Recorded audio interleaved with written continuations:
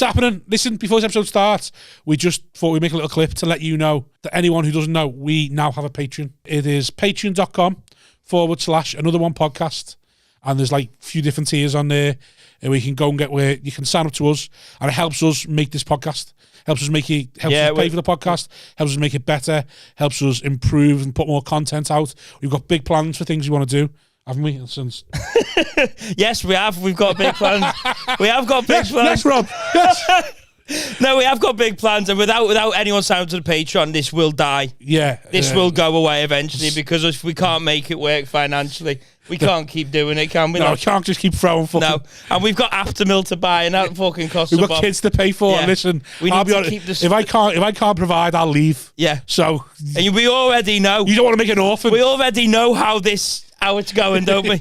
So we needed to be giving us something back. Yeah, please. Because we're bleeding here. My kids are begging. My kids begging. So sign up to the Patreon, patreon.com/another one podcast. That's it. There's 3 different tiers, loads of different prices. Pick one. Help sign us. Up. You won't even notice it going out your bank. It's a couple of quid. Less than a Tesco meal deal. Or, well, maybe more than a Tesco meal deal. You'd buy a starving man a meal deal, wouldn't you? Yeah, well, I'm starving. That's what we are. Look at me. Look at him. Do you think that? Do you think this? Help. Another one.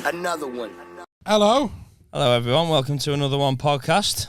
Me, Simon Wozniak, Rob Thomas, and guest host Adam Staunton. After a bit of an administrative error, we now have a third host. So, and welcoming to this record is comedy Northwest power couple,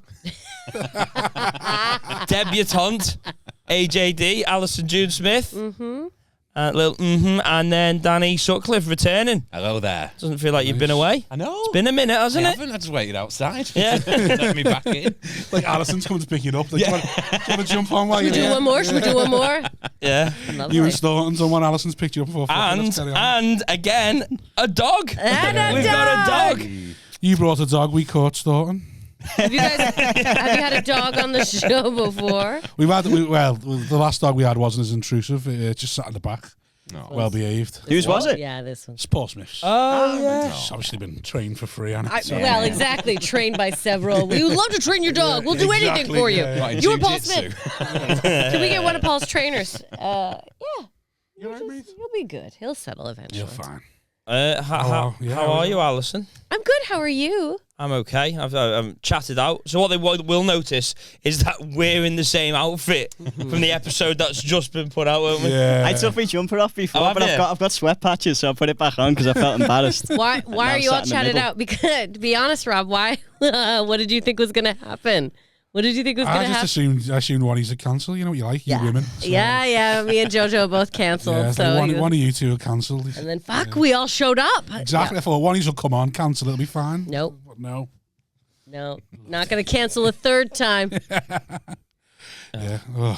So we've got renewed vigour after coming back from Canada. Well, wait till you think what happened to Staunton. He never got told you were double recording, so he's waiting for the lift over. Yeah, so we'll just explain what's happened here. Right, so here's the argument we had. Right. Sorry, there's 3. Staunton, you don't be a judge. You take the judge. This is how the WhatsApp went. Okay. So I said he asked me to get someone, and I said Staunty's on tonight, BTW. Not sure what we're going to do about getting him back, though, if we're double dipping. Then he went, see what he wants to do. Now, what you need to understand here is Bob gives him... No. Shouldn't be any other arguments. Well, he won't do it if he has to get the train back, will he? Give them the evidence. Probably still will. And then the rest is unspeakable. The rest is very anti-Semitic. Can't broadcast that. So I read, see what he wants to do is I'll see what he wants to do, because that's how he talks. He misses things out to go because it's quicker for him. So I thought, see what he wants to do meant I'll see what he wants to do. Whereas he's genuinely gone, see what he wants to do. I've gone. Jojo was with me. You've spoken to him. Listen, again, why are you trying to persuade them? Just give them the evidence. Stop trying to go, oh, Jojo's with me, thinking they're going to go, well, if Jojo's with him, I'm going to go with him as well. Stop trying to manipulate their minds. I can't think what the word is. Anyway, yes, he spoke to him. He's booked Staunton. So I said, well, carry on the conversation. Kid in a divorce. It literally looks like that. I'm like, you two are fighting over your child. You said you would take him to football practice. We forgot and to you pick him said up you would pick him up from football practice. And Danny and I are awkwardly watching this family fight right now. So, we're on a double date and then we had to bring the kid because we fucked up with the babysitter. Just call that in. Adam. You okay? You okay, hon? Yeah. No, everyone loves you. Everyone loves you. All of us. It's going really well at school. Thanks. Safe space. So who's in the wrong? Well, He imagine a booker booking you, and then another booker just emailing you out the blue going, oh, by the way, how are you getting home? You're the one giving them the lift. Their father thought you'd have mentioned it at some point, going, I can't get you back. I didn't know I was the one giving them a lift until the point where I thought someone needs to give them a lift. So are you, he's leaning forward. I'll just wait till they're done. I know, I'm fucking done already. Fucking done with this shit. Fucking terrible idea. Oh, let them sit in the middle, it'll be dead fun, will it? Yeah? It'll be dead. When's that start? While we argue about who's going to take you home. The fucking dog's got more travel security than you. The dog's like, I'm cool. He knows he's getting home. I'm whatever you're doing, that's what I'm doing. Basically. I'll take you after this. Thank you very much. So you got stuck in two podcasts in a row, hoping to just get home. Basically, yeah. But I think it's worked out well because it's the first time we've ever double recorded publicly. I think having this dynamic. Stop looking at me like that. You gotta look at me like a sad child. Yeah. Doing the cow eyes. Yeah. So anyway, like to sponsor Adam for £2 a month. Yeah, fuck the patrons. Get Adam home with your donations. We'll be able to get Adam a ride home. Don't you think it'd be bad with 5 people though? Because everyone will just start talking over each other. That's the fear, isn't it? That's the fear, yeah. We'll see what happens, won't we? We'll see what happens, yeah. How was Canada? Here we go. Don't bring it up, the dog's angry. He did enjoy it. Because he wasn't there. But yeah, it was great. We had a great time. Yeah, we always like going to Canada because marijuana's legal there. And we just... Yeah, I don't think that matters though, is it? Well, no, it's true. It's true. Yeah, I mean... Are you always high? Say 70-30. Right. 70-30. Well, you sleep for a bit and then... Yeah, you know. If I got major stuff on, I'll sometimes, if I'm nervous about something, but 9 times out of 10, yeah, I can handle having a little toke and then going out into the world. So it's kind of like almost like you could have a toke or something and it wouldn't affect you being able to do anything. No, I mean, I shouldn't say that. Got a tolerance to it. I'm sure people out there, I should say driving or something. I'm sure that would, that's wrong. But, yeah, no, pretty much I could, yeah. The roads are bigger over there, though, so it's that's a chance of I it. I love you for defending me, babe. Yeah, yeah. I don't want nothing to do with you. Don't worry. What's starting on the dog? The dog's like to the non-viewing listener, you know. Yeah. Stop. So yeah, to the non-viewing listener, there's a dog. That was aimed at the dog, just walking around. Listen, mate, I don't want anything to do with it. People are really going to be concerned for Adam's well-being after this episode. Why did he agree to do that? And he's got a UTI. Yeah, I've got a UTI. What's a UTI? Yeah, I've got a UTI. What's a UTI? Urinary tract infection. Sorry, it took me a minute. Yeah. Yeah, apparently women get them loads more than men. Well, word on the street. Yeah. Have you been drinking cranberry juice? That's supposed to help. That's supposed to be a preventative, though. It doesn't help when you've actually got it. Oh, you're in. Okay, you're like, I tried that. Thanks for the advice. I even know why women get them more than men. It's because men have a longer urethra than women. So because women's urethras are so close to their anal glands, it gets infected more. The more you know, everyone, the more you know. They're told to wipe front to back, I think. Oh, that is so So technical. if I meet a woman with a UTI, can I immediately think you're not wiping properly? Yeah, you could maybe assume that. I met. You need to wipe away from your anal glands, love. You need to wipe away. After childbirth, that was shitting from a vagina because the way they stitched her up. Jesus. Yeah. Did you know when you said you knew a woman? Did you know a woman, or have you seen? No, I know a woman who had that, and she had tried to get sue the NHS and all that because they the way they'd done her. Yeah. They'd stitched her back up and she'd actually like done her dirty. shitting through the old job, that, innit? pussy. Jesus. That's just another vote again towards not having children. I'm a non-child breeder. Yeah, but you say that, but you are though because you think that's your child. Yeah, okay, I take that. But this didn't come out of my vagina. I'm not shitting out of my. See, like my sister's like this. She's like, oh, I'm never having children. She's got 2 step-kids. It's like, no, you've got children. Oh, just haven't birthed them. yeah, you've got. What you're trying to say is I'm never destroying my vagina. Yeah, there we go. Yeah. Basically what you want to say. Do you Yeah. reckon that? Drive? Yeah. Can she give Adam a lift home? Do you reckon some women choose not to have children just to preserve their vagina? My sister doesn't want to carry a child. Sorry, Allyson. Maybe you should Let's probably get be a father. No. Hey, Let's talk to Rob about the women's issue. What women don't have children for, not Allyson.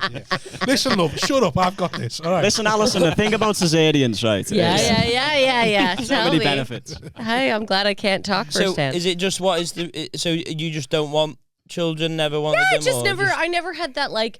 Well, even when I was a little girl, I always remember when I was playing with my Barbie. Barbie only had a boyfriend and an apartment. You know what I mean? Like she was like, Right. yeah, like, and so I think just my vision of what life would be, it was like, yeah, there's a guy around, there's Ken, and he's there and he does stuff, and then he goes to his place, and then Barbie's off to the Olympics, or she's in the circus, or whatever she's got going on. I never saw the, the whole, and then babies in the house. What about like dolls though? Like, did you ever get any dolls that and like? I had a Cabbage Patch Kid for a little bit, but I never really, no. Barbie was my thing because she could always be doing something, right? It was a storyline with her. Right. Even from a young girl, I was writing the dream, right? I was like, and then she goes to here, and then she does this, and then it was never very like about the like, hello, da-da-da. No, it was building the whatever office she was working in or building. Strong, independent woman. Yeah. And then once it was all done, great, tear it down, let's start again. I think I read a stat that they said they sell a Barbie once every 3 seconds. Wow. Yeah. Or it might be Barbie 3 a minute. Lucrative, that, isn't it? Do you know what some of Barbie's first? So when they first made the talking Barbie, some of her first statements were, "I think math is hard. I think math is hard." And what was it? Do you do the voice for that? I wish. If I could wish, I wouldn't be here. I'd be a millionaire. You have done a voiceover for was it Dragon Ball Z? Yeah, I was in Dragon Ball Z. Holy shit, who were you in Dragon Ball Z? I was just a background character. Don't get too excited. Because there's a lot of like background. It's always war scenes. They needed to hire people to just be in the background and make noises like Isa, like when people are yeah. It was a lot of You have that. to say anything like Japanese. Yeah, is that racist? No, it's not Japanese. Those were noises. That was Because if not it's me not trying to racist, speak it's not Japanese. going in. Yeah, exactly. Don't worry. We only have If racism it's on this not show. racist, it's not going in. Well, then. Bit more Japanesey, Allyson. It's not easy. Can you say it like you're choking on sushi, please? Yeah. I did there was a lot of cartoon voiceover work where I came from in Calgary. And Dragon Ball Z was done that in Calgary, Alberta, Canada. They redid the voices because it was cheap. They could get cheap labor. So we did it for like $50 or something like that an hour. Yeah, it was very cheap. What is Dragon Ball Z? Cartoon. It was a cartoon. It was kind of famous. It was an anime. Like Pokemon of its time. Yeah. Wow. Exactly. It was the Star Trek or something. There was Do they do porn of it now? Hentai of it? I'm sure they do. What was the other big one? voiceover we're going for that? I don't know. There's Dragon Ball Z and another. Yeah. Same noises. Yeah, would you have to make those, the way in those kinds of shows, they always have people going like, Yes, that's exactly what it was that we would do. Yeah. And you'd watch the cartoon. Again, that does sound like porn again. Yeah. It's very closely linked.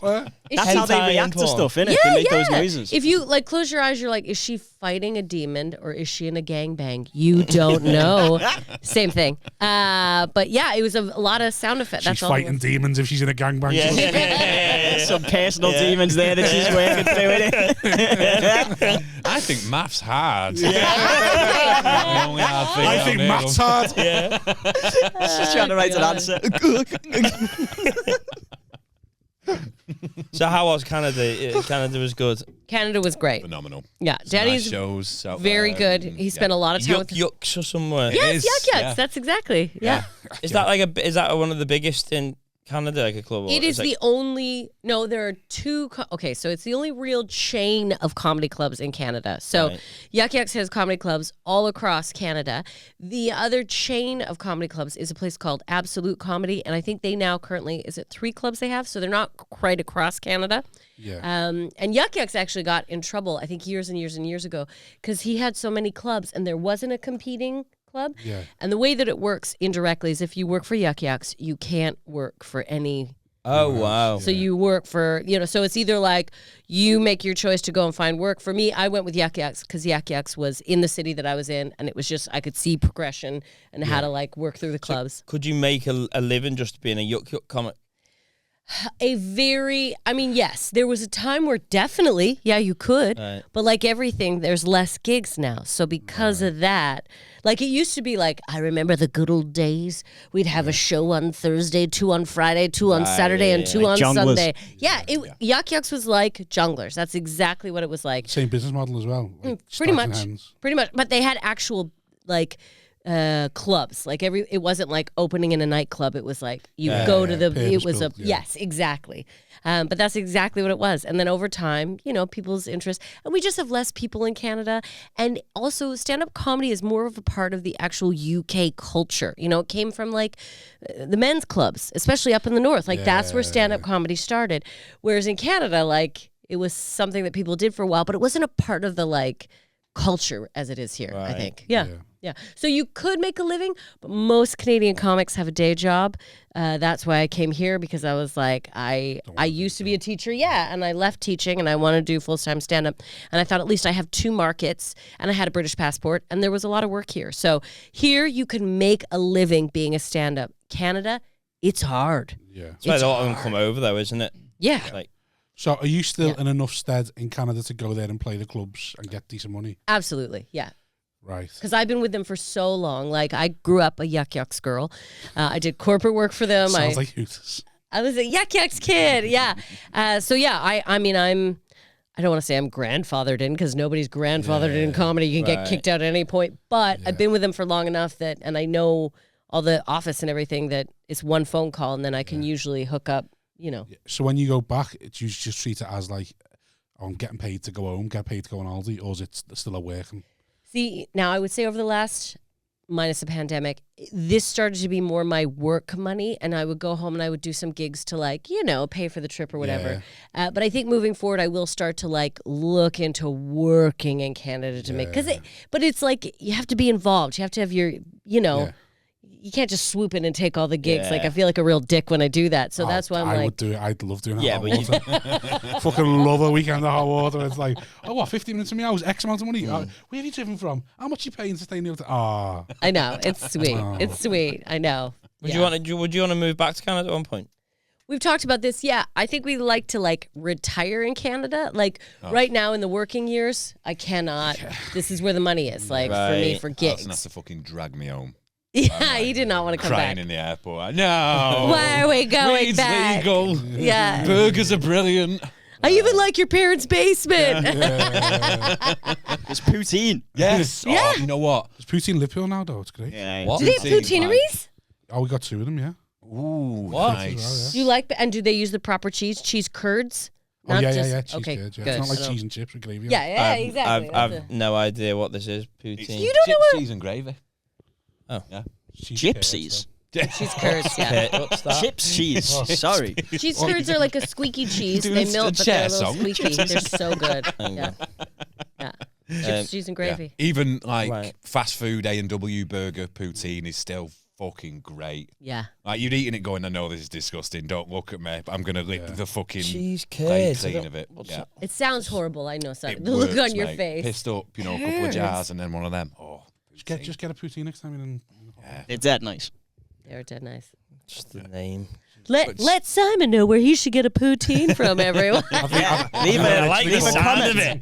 I like the sound of getting a poutine. But Yeah, I bet you would, ass eater. All right, you will love some poutine. Yeah, Yeah. I guarantee you. Yeah. Big fan of poutine. Get a little meat on it, too. I throw a little meat on there sometimes. I bet you they have a poutine with kebab meat on it. I bet you they would here. Yeah, of course. You look at you. Yeah, they do. why are you asking stupid questions for? Yeah. But yeah, in a heartbeat, we do. Ideally, if we could do 6 months over there and 6 months over here or something. But imagine having like a holiday home over there. That'd be amazing. Like a timeshare. Yeah, it's called my parents' basement. Exactly. They're keen on us being there, so yeah. Do they like it when you're back here? Oh, they love Danny. They love having Danny they around. Fucking love me. Yeah, they do. I'm a sweetheart. Yeah, I'm a sweetheart. he likes a little tipple with them. They like a I little do, tipple. and you know what's fun as well is like because they've both got a good sense of humour. I just like trying making them laugh. Yeah, you know what I mean. I'm just like so family stuff can go on. Because my dad's and I'll a just Manc, come in with me little skits and everything. With the little toppers. Yeah. My dad's from Manchester, so I think when Danny's around, he's a total Manc. Mad. So my dad just... Monk, full monk. Yeah. He was born and raised in Hume in Manchester. Yeah. Yeah, and then like went to the army, and then when he got out of the army at 26, then he decided to like go to Canada and maybe try doing something there. Do you just like entertain him when you go over there then? I do, but it's always funny because he's like, is that hotel still there on whatever road? And I'm like, it's all gone. Mersey Hotel, is that all is it? gone. No, Dad, Mersey Hotel. Yeah, but he loves it. So I think talking to Danny, he just gets excited and he's like, yeah. It was great because they came over a few years ago as well. And your mum, we managed to get a chair for your mum because she's not great on her feet. Yeah, mobility's slowing down. Took him to Blackpool. When you party hard. Your mobility slowing down to where you go, Blackpool. Just fit right in. 2 mile promenade. Come on, get past all these hen do's. Just racing a bride on a mobility scooter. And we just got off the train. I'm pushing Vicky along the promenade. I said, you see where that big wheel is there? That's where we're going. And she went, that's too far. I'm not going up there. She went, you drop me across the road in one of them casinos. You go and have a walk up there. Because that's all she wants to do is just play the. Do you call them? Yeah. Slots. VLTs over there. VLTs. She loves the What's slots. VLT stand for? Video Licensing Lottery Terminal? Yeah. Video Lottery Terminal. Yes. Fobty over here, innit? Yeah. Is that what it's called? Fob? Fixed odds betting terminal. That's different. No, that's roulette. Right, yeah. Well, Short in a gambler coming out. I know. It's a devil, that's what it is. Never mind a Fobty, it's a fucking devil. Mistress, that's what it is. It's a fucking siren on a rock. Oh, God. Yeah, so my dad, he wanted to go to Blackpool. Well, like when he grew up here, they would go camping as children in Let's Rill. go camping in Rill, yeah. Yeah. That's my dad. Yeah. Oh. That's why I ended up here. Just because, So how did your dad meet your mum? When he went to Canada, they met at a dance. And dance. he wanted to ask her sister to dance, but someone beat it to her. And so he ended up asking my mom. Tale as old as time, everyone. It's like a Hamilton situation. Jojo Sutherland, that Second isn't choice. it? Yeah, exactly. Sibling whole thing. Yeah, this one didn't work out. I'll go with this one. So that's how they met. Was at a dance. That's lovely. Yeah, isn't it? How did you two meet? We actually met. Mikey Mike gig. Someone needs a lift from Ashby Dillon. I'm still doing he's a open Manchester spots for him. driver. I was Allison's payment from Mike. How do you want paying for this fuel, Danny? So my parents are like. We actually met at Lee Martin and Katie Mulgrew's wedding. We met at a wedding. Oh, nice. Yeah. We actually, though, Haley Ellis, who I believe has been on before too. Haley set us up. She was the one who was like, you two would really get along. She was adamant about it. And we both, like, I think you had just broken up with somebody and I had broken up with somebody. And I was like, our paths will cross. Didn't you come over with a Canadian boyfriend? I did, yeah. Daryl. Did you not have a passport and you just left him there? Well, it was his responsibility to fucking get a passport, and it didn't happen. So that's what happens, right? I can only wait around so long. And so she was adamant. She was like, I just think you two will really get along. Really, and whenever someone says that, you're like, all right. Yeah, you fucking. You're there thinking, I want him to be a dickhead now. Yeah. just to prove it wrong. I hope he's a fucking dickhead. Yeah. And then we met at the wedding, and we were so hammered. We don't even remember what we said to one another. No. And then someone told me that he had some weed, so he went home and I called him and said, I'm coming by your house. I heard you got some weed. Yeah, I did. and that's it. You never left. Danny immediately bought some weed. So there'd be some there waiting for her. So she'd stay. Again, romantic. Tales as old as A time. breadcrumb trail to the bedroom and just skunk. Yeah. Just leads to a grinder. Yeah. And then we arranged a date the week later, and then you accepted a gig. So she cancelled the date on you. Well, yeah. So I was like, fuck it, I'll just drive you to the gig. So I'm a comic as well. I know what's in store, So I was like, so we went to a Thai restaurant, didn't we?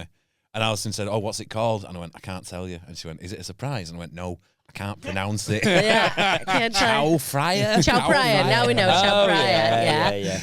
And you had a Thai green curry. Lovely Thai green curry. We went and did a gig. You were emceeing for Rob Riley. Yeah. At, in Alderley Edge. Alderley Edge, so footballers' wives' country. And they made Thai green curry when we got there, so we had another fucking bowl of it. The best double it was as well. It was great. It was your first time meeting Ian Cognito Yeah. as well, and Cogs was headlining. And obviously, footballers' wives' country did the bit about, you don't hit women, but, when you look at Posh Spice, it split the room. It fucking split the room to the point where half of them were chanting off. I've never seen a room that angry. And the other half Just were 'cause of that? loving it. Oh no, he went in hard. Like there was He more. stayed. Like He was losing had a them, he's lot probably more. driven it into the ground. Yeah, but he was just drinking his Kenny Guinness, Wheel. just shaking his head, going, "I'm going fucking nowhere." oh yeah, it was wild. Who else was on? You were on. Vicky Stone. Yeah, I was emceeing. Vicky Stone was opening. Ian Cognito closed. Who was in the middle? I can't remember. I was too Right. enamored Nick with Doody. you. Nick Doody, that's right.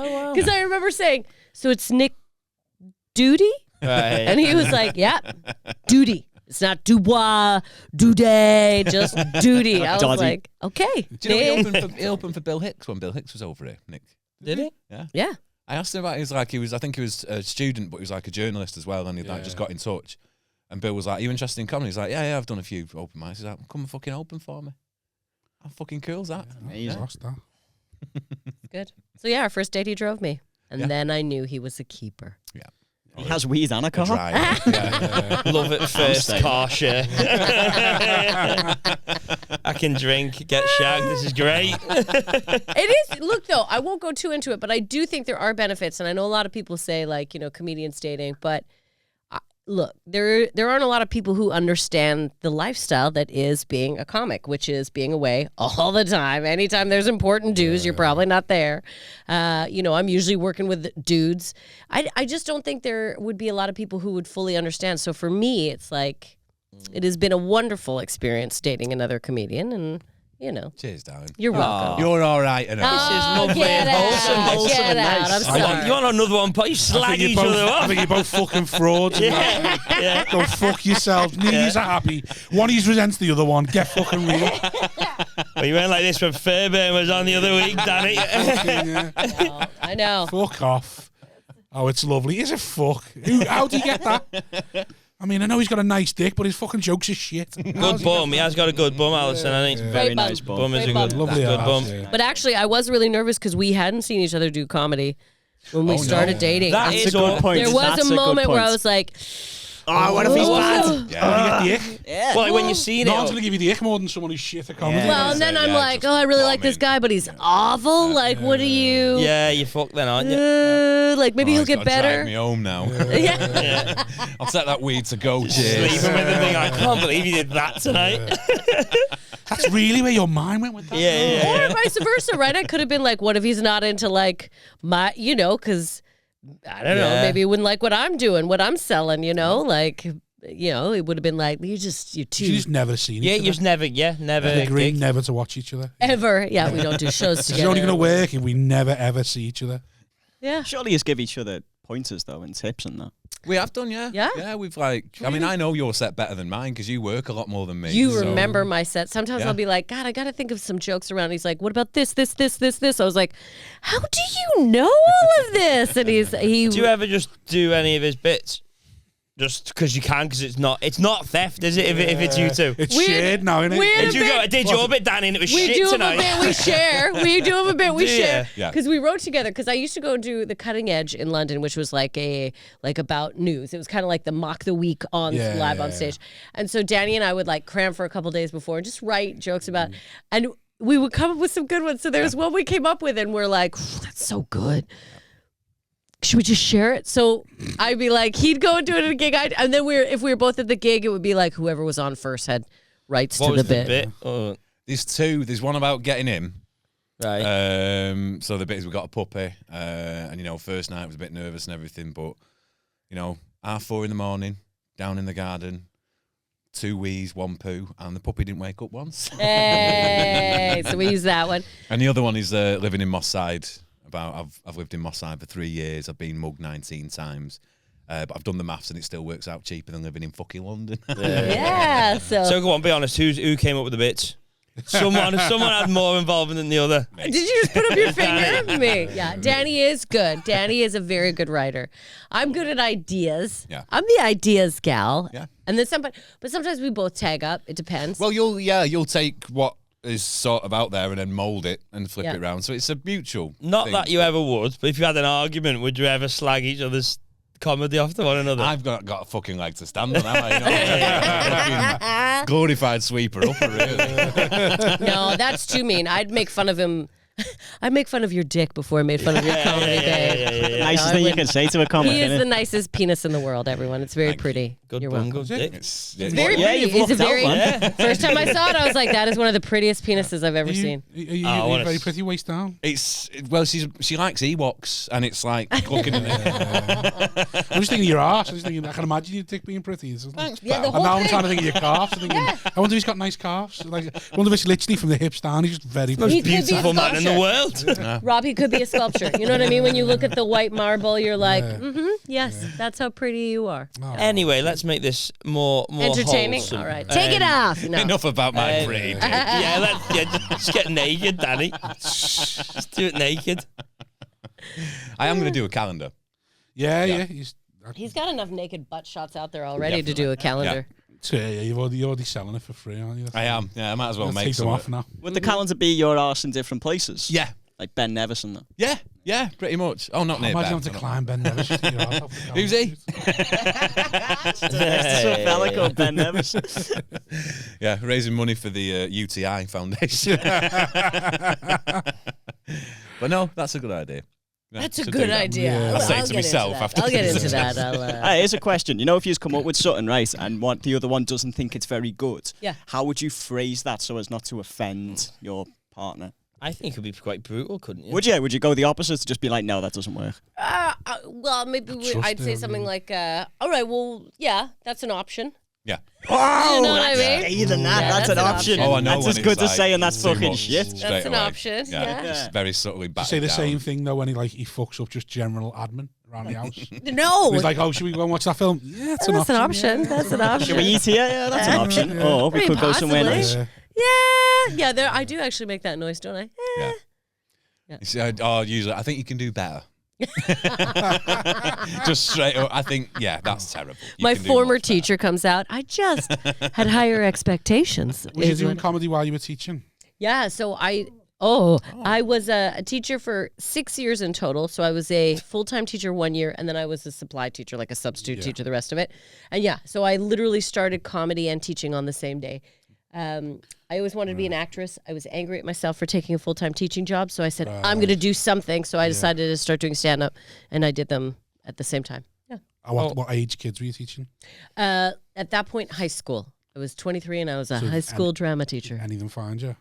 Like find your stand-up clips or anything like that? No, because that was back in the day, Rob, where you could hide. There wasn't this social media obsession. It was like you could go do gigs. I've often thought about this, how happy I am that I started comedy in a time where there wasn't this incessant need to like record it, put it out, record it. Because there are things that I'm like, no one ever needed to hear me say that. I can't believe I said those things at that time. But when you're starting out, when you're figuring out what it is you're about or what you want to, you know, I'm so glad that I got privacy and there was an anonymity. Now it's like fucking boom. People before they even know what they're doing are putting stuff out. And I just You thought, see it now, you think you're going to regret that in like 5-10 years. oh my God. I'm so yeah. glad that I'm like, oh, I was allowed to fuck up at 18 in my early 20s without Like- it being documented Yeah. in there forever. You Yeah. know, yeah. Absolutely. Like even the first time I went to Just for Laughs, the Just for Laughs festival, I'd only been doing comedy for like 3 years. And like, they didn't even record it and put it on TV at that point. I was like, oh, that's great. Nothing is out that was like, yeah, I think that all the time. Ooh, just Think that horrible. about like any bit you do though, you'll eventually go, oh, I can't. No, I think you get bored of it, but I think there's some bits I'll always be happy and proud of. Some bits, but will there be some bits that you're like, Well, yeah, but I know them already, though. Yeah. You're saying them going, oh, I wish I didn't have to say that. I wish I didn't say that. I'm going to get rid of that at some point. yeah. Like there's bits in my set now where I think, I've told him, we mentioned before on a Patreon episode, we've gone, it's just a bit cheap that. I don't like it being there, but it's there for a reason. and it helps me move on to the next bit. Yeah, it's like a bridge. Yeah, and it makes the next bit get a harder laugh. Like there's a bit now where like I talk about not sending dick pics. It's online, so it doesn't matter me saying it. I've never sent a dick pic. I want to send one, and it's all about like how when me and my mates were discussing it, and my mate was like, "Why don't you put a filter on it?" And I was like, why would that? How do you think that's going to get anywhere? Like, I'm just going to send a prettier, like, my wife will just see it and go, why you sent me someone's prettier dick? And then my next bit is, I've spent 2 hours getting the warts off mine, only to be rejected like that. And it always gets a you sort of like a laugh. Also sounds disgust off the audience. Yeah. Now it's cheap and it's easy, but it just makes the next laugh again really hard, because the next laugh is about the elephant. Like, there's an app called the Elephant app, which you can put your dick pic in it and make it bigger. And I say, well, imagine how angry she's going to be after 19 years, saying, where the fuck's that been for 19 years? Like, just the fact that I mention the warts and move on from it, that it's just that little bridge between gets a little laugh, and that one gets a massive laugh then, sort of thing. And without that, the laugh just isn't the same. But every time I do the warts thing, I just feel a bit cheap and a bit dirty. So like, just a bit like, oh. But look, we're also working in clubs, let's be honest. Like, okay, if you're doing your one-man whatever show, that's one thing. But when we're working in clubs, which is what we normally do, you gotta have what I call shaking the keys now and again, right? Hey, keep the drunk ones with me. The smart ones will listen to the full thing. But like those little things too, those little bridges, I hate to say it, but it's like, papa, no, stay with me, know, you just feel a bit, I know. And sometimes it's just buzzwords, isn't it? It's like if you're doing a club, it's like, well, if I just put the word finger in here, it'll probably get a little laugh, and then that'll get me through to the actual punchline. Yeah, exactly. They'll laugh a little bit harder. We say finger banging in Canada. Oh, there's a bit of depression, isn't I there? think he wants a treat. Have you got his treats? Yeah, where are they? The dog's after a scran. He's changed his mind on that one. Very different flavours, the treats. That one's a yak milk. I think I've earned one. Being in the middle. That one there, the little yellow one, is yak milk. So it's like sort of formed. Yak milk? It's like smells of cheese. It's weird. Are these Canadian treats, are they? But when you get down to like these the are bottom legal bit UK of that, dog treats. if it once it gets about that big after you shoot it all, you can wet it and put it in the microwave, and it fluffs up like a fucking big Rice Krispie. Like putting it in the Elephant app. Yeah. That was what I wanted to get on. Do you want to be real? Are we on that yet? I want to get on that. I think What's a be real? What's a be real? Well, listen to this. It's the newest social This is what media. I think I'm about this life. I told him about it, and he thinks it's incredible. Yeah. It's an app where at some point during the day, they send you a notification. You have 2 minutes to take a photo. And It's forward facing front and back. Yeah, so you take a photo of your face, then a photo wherever you're at. So you're sharing your real life. You're not sharing. And if you're late, it gives you a mark on your name. So therefore, you could see someone, and apparently, and then it'll be like, oh, they've missed 15 be real. Took them half an hour. Took them half an hour to They're take not that, being real. Yeah. Took them half an hour to take that photo. Why? And apparently, that's what the Ute are on now, which is. Oh God, scared the shit out of me. To be real, that was the Ute coming for you. The Ute's on it. So, and then I think, that's good in so much as that it'll be funnier, but it will also. I mean, people will be devastated. Their mental health will be devastated on this app. Because they can't keep up. It's like, if you're not on Be Real, you don't exist. Get away from me because you're useless. So it's like, I'm going to have to be on it, but your Be Real is going to be grim as fuck. I like the idea of an Instagram model. Someone trying to be an Instagram model. And they're at work in their office 9 to 5 job, and it's like, shit, I've got to be real. Just getting the kids off in the middle of the office going, just fucking always got the best undies on. Like, I'm going to the toilet. That's what the youth are on now. I love that idea, actually. It's good, isn't it? That is good. It'd be interesting to see who's got the balls to be on it. And I bet you, so what is it, gather them all up and then give you like a bunch of photos at the end of the year? No, it's just like stories. Yeah. So you just see people's Be Real for that day. If you don't for anyone you follow, it'll just be like a load of stories. You've on your Instagram and you can post going, have a lovely time in Dubai right now, and that photo could be from 6 months ago, but you've just taken them incrementally and you say, I've been to Dubai twice this year, where you might have been on one trip and got multiple photos and released them in 6 month periods to show the life that you might not have. Rather than going on constant trips, rather than going on 30 trips, you buy 30 bikinis and just post 30 different snaps. Take 30 shots, and because I knew a guy that he's like a dentist sort of thing, but apparently he went to Dubai, or my mate was going to take him to Dubai, and he was like, I've got us to go quad biking and all this, and he was like, I don't want to do that. He literally went, I want to go to that big, what's that one called? The Burj Khalifa. Yeah, he wants to go there, he wants to get his photo there, he wants to go here, all for the Instagram. And he was like, I've planned all these little excursions for us here, and he was just like, I'm not bothered. He's like, I just want to go and get this, and this. Yeah. Just because that's what it's about, isn't it? About having that Instagram sort of thing. It's great. Great. It doesn't sound great. It sounds really depressing. Can I ask you guys a question? You three gentlemen on the settee. We're closed books on this couch, by the way, Allyson, so... Okay. Well, you can ask. Okay. Do you guys like social media? Are you social media guys? Are you into it? I find that a lot. I don't like it anymore. You don't like it anymore.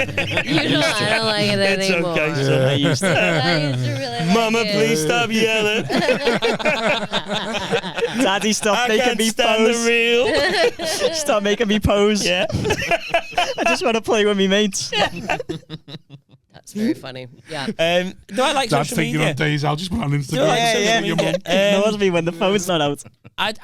Well, I think obviously because what we do, it's just a part of the job, innit, to be on it. Yeah. And I think sometimes you do trigger something. Oh, if I wasn't doing this, I wouldn't be on it. I think I probably would, but I'll happily never post anything. Like I really don't care. Yeah. Yeah. And I would love to be able to be in a job or something that I didn't need it for. You'd be a voyeur on it, wouldn't you? If it wasn't. If I had the, I never posted, and I never have the. I don't want to post ever. I don't need that. I just need the money.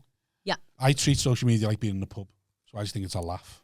So I'm literally just there to have a laugh. So but the problem is when I first started comedy, that sort of set me in a bad because I just started being a knobhead. But I thought I was having a laugh, and people just thought I was being audible constantly, and I just thought I was joking, and no one was reading it as a joke. Everyone was reading it going, fucking shut up, you stupid tit. It is a business though, in so much that you can see what you meant to post, and I just go, I just can't. Yeah. I don't know what I can't make this sincere post. Because everybody knows that this isn't what I would do. The worst thing and is it's just like, I can't bring myself to get over that. And it's like, it's just that you've got to do that. And it's like, people even understand it now.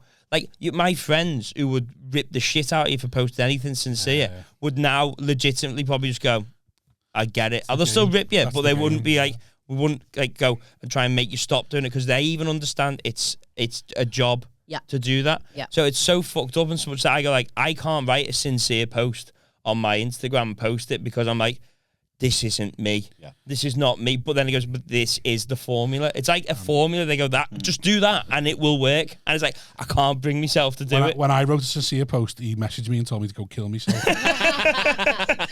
Go and kill yourself, you fucking fraud. But you also understood where I was coming from. Because I was like, you're the one that's ruining the mental health of the other people. by putting this sincere post, but it's what you got to do. I put a post up saying how nice it is being a dad sort of thing after like my baby's birthday, and he was like, "You fucking horrible, you're horrible." All the men sitting there who fucked off, just feeling guilty now because of you cunt. You don't even. Said you're no better than them. All the men out there who can't have kids. You're worse. All the women look at their husbands going, "Where's your sincere post? You fucking crap." How are you with social media? Yeah, do you like it? I've had to learn that it must be a part of one's life. If you are a comedian, that is what I have learned, is that you must do it. You're in the murky world of podcasting as well, aren't you? Yeah, I am. So you do yours over Zoom, don't you? Yeah, we always have, always will. We started in the pandemic, and it was just like that. That's why we started it, because we were at home, and we're like, let's do it. 2 women in it. Three. So me, Jen. All right, no, Jen Brister and Maureen Younger. I'm not asked what the women. That's the polite. They let each other speak. Yeah. Whereas we can't. We got to be in the same room because no cunt today understand the word. Shouting over each other over the Just feedback everywhere. Standing up on each other. I like it though because they're so far away, right? Maureen's in London and Jen's in Brighton, so we would never get together. Like we just would never have the time. So it's kind of nice, and it's a nice way to see people, and it's worked so far. Have you done a record in person ever? No. Would you try it? Yeah. Oh, we look forward to the day. Do you think it would be better? I don't know, because we're so into the groove now of doing it that way. I don't know. It would be interesting because, look, our podcast is different. Women Talking Bollocks, WTB, because we have sections too. Like a lot of podcasts like this. Haven't you? You're online. Very free flow, whereas now we have like kind of sections. Like I have an Ask Allyson, so I have an advice section, and I have a section where I talk about horror films. Maureen has a cultural corner. Yeah, these are big things. No, it's just the way you said horror, because you said horror first. Oh, sorry. Horror. So I was laughing at you going horror film. Scary movies. Sorry, just scary flicks. Absolute childish in me going, there's extra horror films. Like, I like we all have them sections, Allyson. Mm-hmm. Allyson has the horror section, and then Jen does what gets her goat, and then we kind of talk. So we kind of have sections. So we've chunked ours up, so we can also so we can edit it that way too. We've got little musical interludes. We kind of went more like radio format. So you each have a segment where it's yours to do. So but do you ever not do your homework and go like, oh bollocks, I've not anything for Alyson's horror story. This. Oh my God, I got to think about it. I'm already like, I need a problem for tomorrow. Danny. Like I got to go through the problems and choose a problem and do some research. And then we, and we'll also talk, but we basically give them carte blanche to that section. And then if they want to include us, then we do that. So we have like chat off the top, chat throughout, but like more for the sections. It's like, and I think that was mainly though just for editing because we were away and it made it a lot easier. I think it makes it easier because we have editors, we have a production because this is not my forte. Even like social media. I've had to learn this. It's so hard. Annoying. That's what drives me crazy sometimes is that I'm like, I wanted to be a comedian, not a fucking technology. Well-trodden gripe this on this podcast. Every podcast I end up moaning about it. I did not want to be a social media digital creator guru. It's hard. Well, you're not. I know. I actually now I'll admit it. I have a social media like a manager. I've hired someone to like really because I cannot. Go through the videos, find the clips, put the wording on the clips, put this out, 3 videos a week, do all this. Like I have the content, I just don't. Myself I don't. You haven't got the energy to produce it. Honestly, like at the end of the day, I'm done doing that. So, and it has been nice. I mean, people go, well, monetarily, what does it get you? Well, I don't know. I guess in a couple years, I'll see if I've got a few more people that then I could like maybe do a tour or something with. Like, I don't know, but it's that's just the such aim, that's the angle. Yeah. To get a fan base. Build a fan base enough to go on a tour. Has your podcast got a fan base then? Yeah, we get about, what is it? I mean, we have some subscribers, but downloads, we get about 3,000 or 4,000 downloads per show. So that's all right. Like, that's like going. It's going. Yeah. It's a good start. Yeah. Something. It's something. That's what we always said that. It's something. Innit? Yeah. You're got putting. To be doing something these days. Yeah. Right now, they're just watching a bunch of sad comedians. So just got to give it a go somehow. This is what really gotta they want us to kill ourselves, Allyson. It's a war of attrition, us and our listeners. They're going to do it. They're going to do it each week. They go, another one's been uploaded. They haven't done it yet. Let's see how close they are to doing it this week.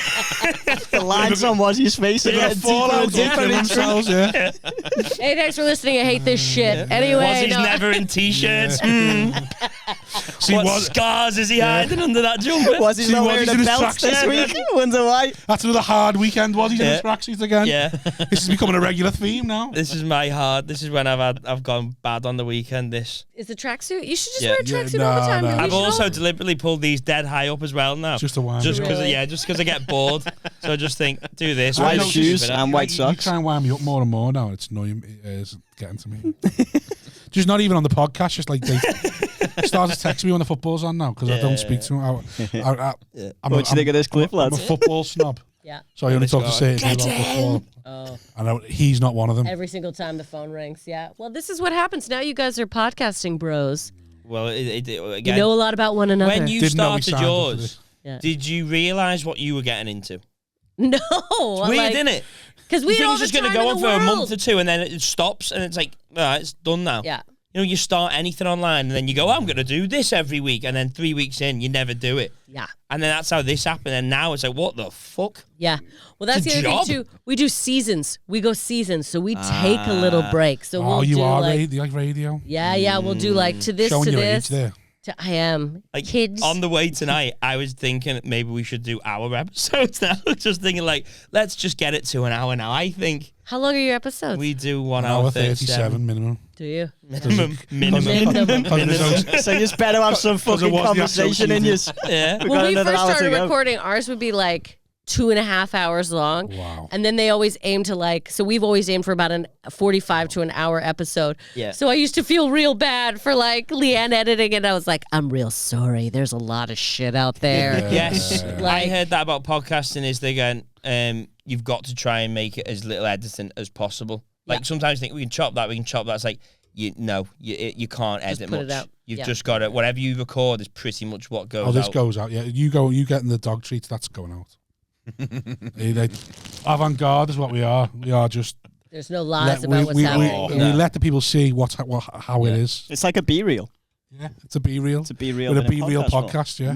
That's what we are. That sounds like a negative a bit, doesn't it? A B-reel podcast. Sounds like we're not like A-star. Right. A-reel. Do you know what, though? I like it, though. I think podcasting has been nice for all of our brains because it's a total different format, and we can chat. Like, I don't know how you guys feel, but I feel depressed. In general. Suicide. Probably guess how Simon feels. But we literally just told you 2 minutes ago.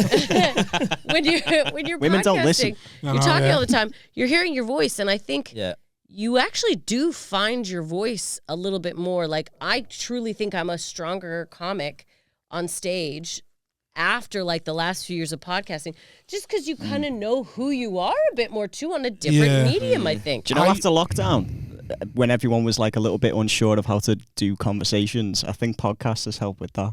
Yeah. You know what I mean? 100%. Because after lockdown, I think a lot of people were like, fuck, how do I have a conversation? I've forgotten. People were having I'm sure you could have like training on conversations about coming back. Small talk, yeah. all that, yeah. Like actual people going like how to actually interact, like we courses. should have taught those classes. We really missed a market there. Like, I'd love to teach someone who doesn't know how to socialize. That's coming back to you too. So is there not? So you know, most relationships, there's a sort of what's the word? Like a gregarious person and a quieter person? Yes. Yeah. But not the Canadian word. How did you know exactly what he meant? That was so mad. Intuition. Yeah. It's not just a myth. Kudos. Maybe I should be with Saying this for years. You should have met. All right, Daddy, you can have custody of Adam. Come on, son. Come on. As long as I get a lift home, I'm not asked. Keep calling the wrong name as well. Come on, Alan. It's Adam. It doesn't matter. It's not Adam anymore. Yeah. Shut up and eat your John and Benny's ice cream. Can we have poutine, Tad? Never again. Never. Yeah. You'll have a spliff and like it. Yeah. I'm going sober now, fucker. Is there not a more social one out of you two and stuff then? This one.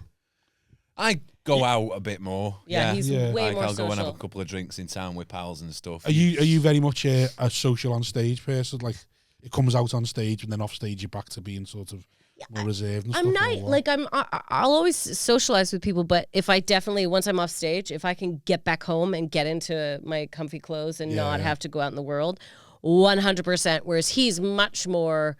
You'd go and have a beer with people. You'd love to socialize. Yeah. Not much more, but I like. You're good. You also like your at home time, but also Yeah. you're just a very outgoing personality. I mean, so am I. But like, if we're in a big group, I'll just let you take over. It's a lot easier. I'm like, and why don't you tell them this story? And then I'll just walk away and get to sit back. That's my wife's sit in a favorite. corner and get whipped.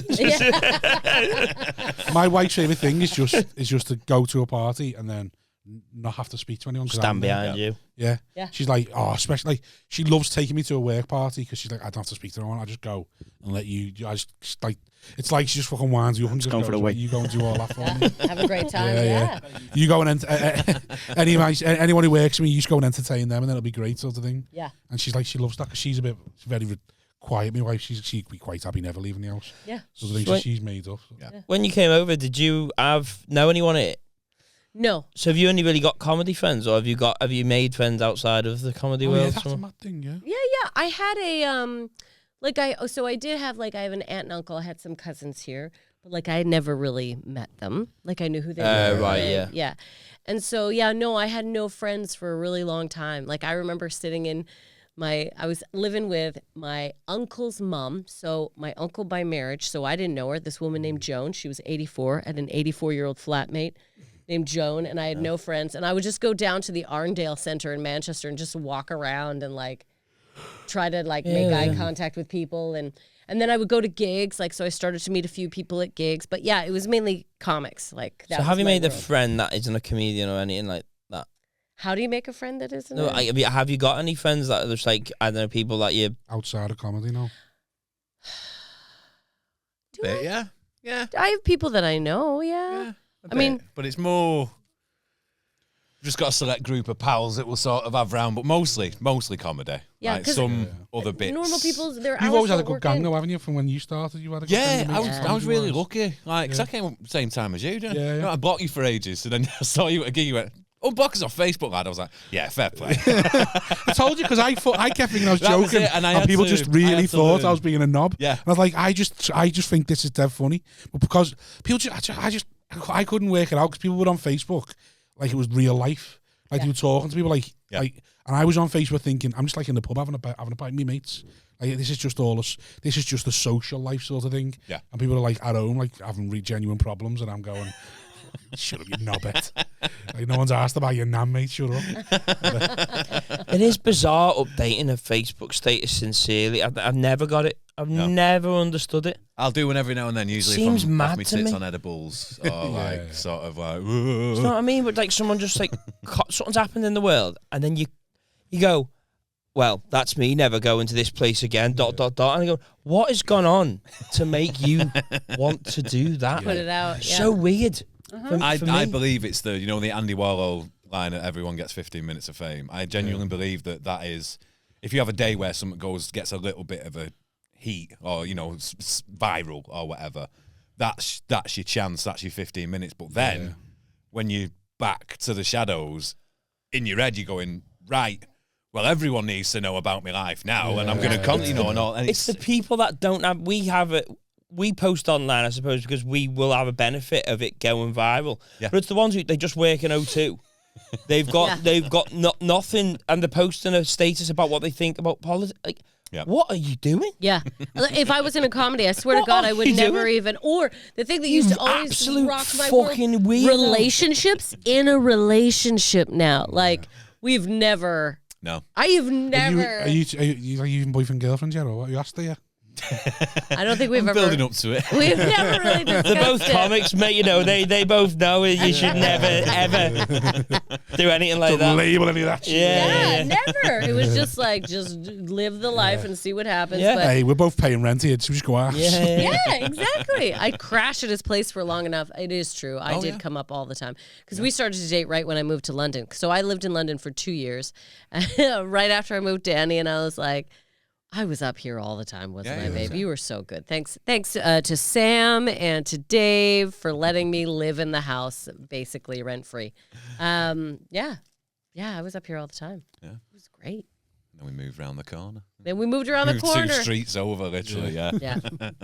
To Moss Side. Well, Was that the house where you stayed with Stanya and Sam Gore? Yes. And Rich Masari? Yes. Yeah. And Rich Hall. Thanks to David. Rich Wall. Yeah. Rich Wall first, and then Rich, I stayed 2 on that streets couch away. so many You times. stayed on that couch, Yeah, quite That a was bit. a people. comics It was a crash fun pad for a good house. while, yeah. Well, you've done all right. I've been lucky enough through you to meet some of your more famous friends as well and do like big festivals and stuff. Like a hero of mine is Stuart Francis, and like one-liner genius, and we got to hang out with them a couple of times now, and I'm like, he's retired now, isn't he? Yeah, just finished. Respect that. Like. Did he announce a retirement? Or Totally. Yeah. Yeah. So, Yeah, he yes. said he was last saw him. It was Yeah. Into the Punset. Paid his money his and last bounced, show. didn't he? Yeah. That's exactly it.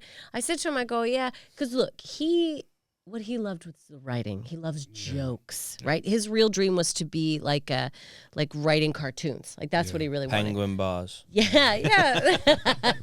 Christmas cracker, you. Yes. So he loved jokes. I could never write them. They're fucking great. Some of A them. punny. Yeah. Oh, you did that to yourself, buddy. But so he just got tired. Honestly, I think he got sick of the audiences. Francis's career. It's like, no, that's what I think of it. He got tired of shitty audiences, like drunks and not listening. And then for him, he was like, no, every other profession in the world, you get to retire. Yes. He's like, I'm going to retire when I want to retire. Yeah, because when you before said about, maybe we retire to Canada, in my back of my head, I was thinking, you don't retire from this, though, do you? So, Yeah. Well, here's the thing. I thought about retiring because you do get some comics that that will put something online going, I'm giving up. It's like, it doesn't matter. You might get one DM every 7 months asking you to do a gig. Just don't do the gig. No one's going to notice you're retiring. Like, you don't need to retire from it. Like, maybe you're like, I'm retiring, but you can just stop doing it. And you go, listen, I'm just not going to do it now. And they go, well, coming back. Well, maybe not. You know, because that's exactly it. Yeah. You don't need to announce Would you respect them more if they were like, right, I'm fucking giving up? No, just don't I'm do it. shit Just and I've don't been do shit it. for Just ages. go quiet. Just go. Just I'm just go. not doing it. Because whenever anyone goes, I'm stopping, I'm like, why are you telling me? Do you want me to be like, you shouldn't? Yeah. Because you know That's what? it. That's I'm what not they're gonna. begging for. If you want to quit, get out. If there's anything else that you can do in this life that you think will make you happy or that you want to do, Go do it rather than comedy. The whole point is that you're not being... if you're getting hounded 50 messages a day asking you to do a gig, I get it then. Announce that you're retiring now because that's insane. But you're not... No one's getting that. None of us can get a gig anyway, so it's just like, you just stop doing it. Yeah. None of us are retiring. That's what I respect. It's just moving silence. Just moving silence. They go, I haven't seen him for a while. He goes, he used to do it anymore. Yeah. I want someone to go to the extreme and I'm stepping down from comedy, but I'm becoming a cage fighter and I'm going to fuck everyone up. Longley. Yeah. Oh, that'd be good. That will be Dave Longley. We should do that next, comedians cage matches rather than boxing. Yeah, proper fights. Put them in more dangerous situations until one of them kills themselves. Let's give them a bump of fentanyl before they all go in. I watched that thing about fentanyl in Canada. Yeah. Oh, yeah. What's it called? Problem. East something Street. That place. East Hastings. Yeah. You ever been? Vancouver. Oh, yeah. I lived in Vancouver for a while. Yeah. Have you ever been to that street, though? Mind-blowing. Oh, of course I have. It's madness. It is within the city. So basically, for some reason, it's like this established, like totally everyone's on board. Yeah. All the crack addicts stay in this one strip of and you could feel it. My friend used to always say like Wire? It was literally, like Amsterdam, the Wire, yeah, like just that one little street, and they'd stay there in East Hastings. And my friend would always say when we'd start, he'd be like, "Okay, tell me when your spidey senses start kicking in." Because, like, you'll be like, normal street, and then all of a sudden you'll get the people walking by you, and you're like, spidey senses kicked in. There we go. Yeah. And then before you know it, what was it? Jason Rouse, very funny comedian, used to have a great line. Every time he went to Vancouver, he'd be like, whew, when they finish filming that zombie movie. Because that's what it looks like. You'd walk onto that street, and it was just like, and it's been there for years. Like, I remember going to school, and there was a movie called Through the Blue Lens, and it was about cops working the East Hastings. Like, you would learn. I've never seen anything like it before. They just stay in their section. Yeah, that documentary's mad. The police know it's going on that, and then they said to this guy who's dealing it, he was going, the amount of money he can make from me, he said, I'm going to do this for another year. I'll have 150 grand, and then I'm going to fucking stop dealing it. But the police said, the interviewer was going like, if the police saw me trying to buy this from you now, they'd tell me to fuck off. They'd take the fentanyl or something and say to him, fuck off. They would just tell you to fuck off, basically. They wouldn't arrest you because it's kept there, that sort of thing. But like, I can't believe how small it is, and it'd kill you.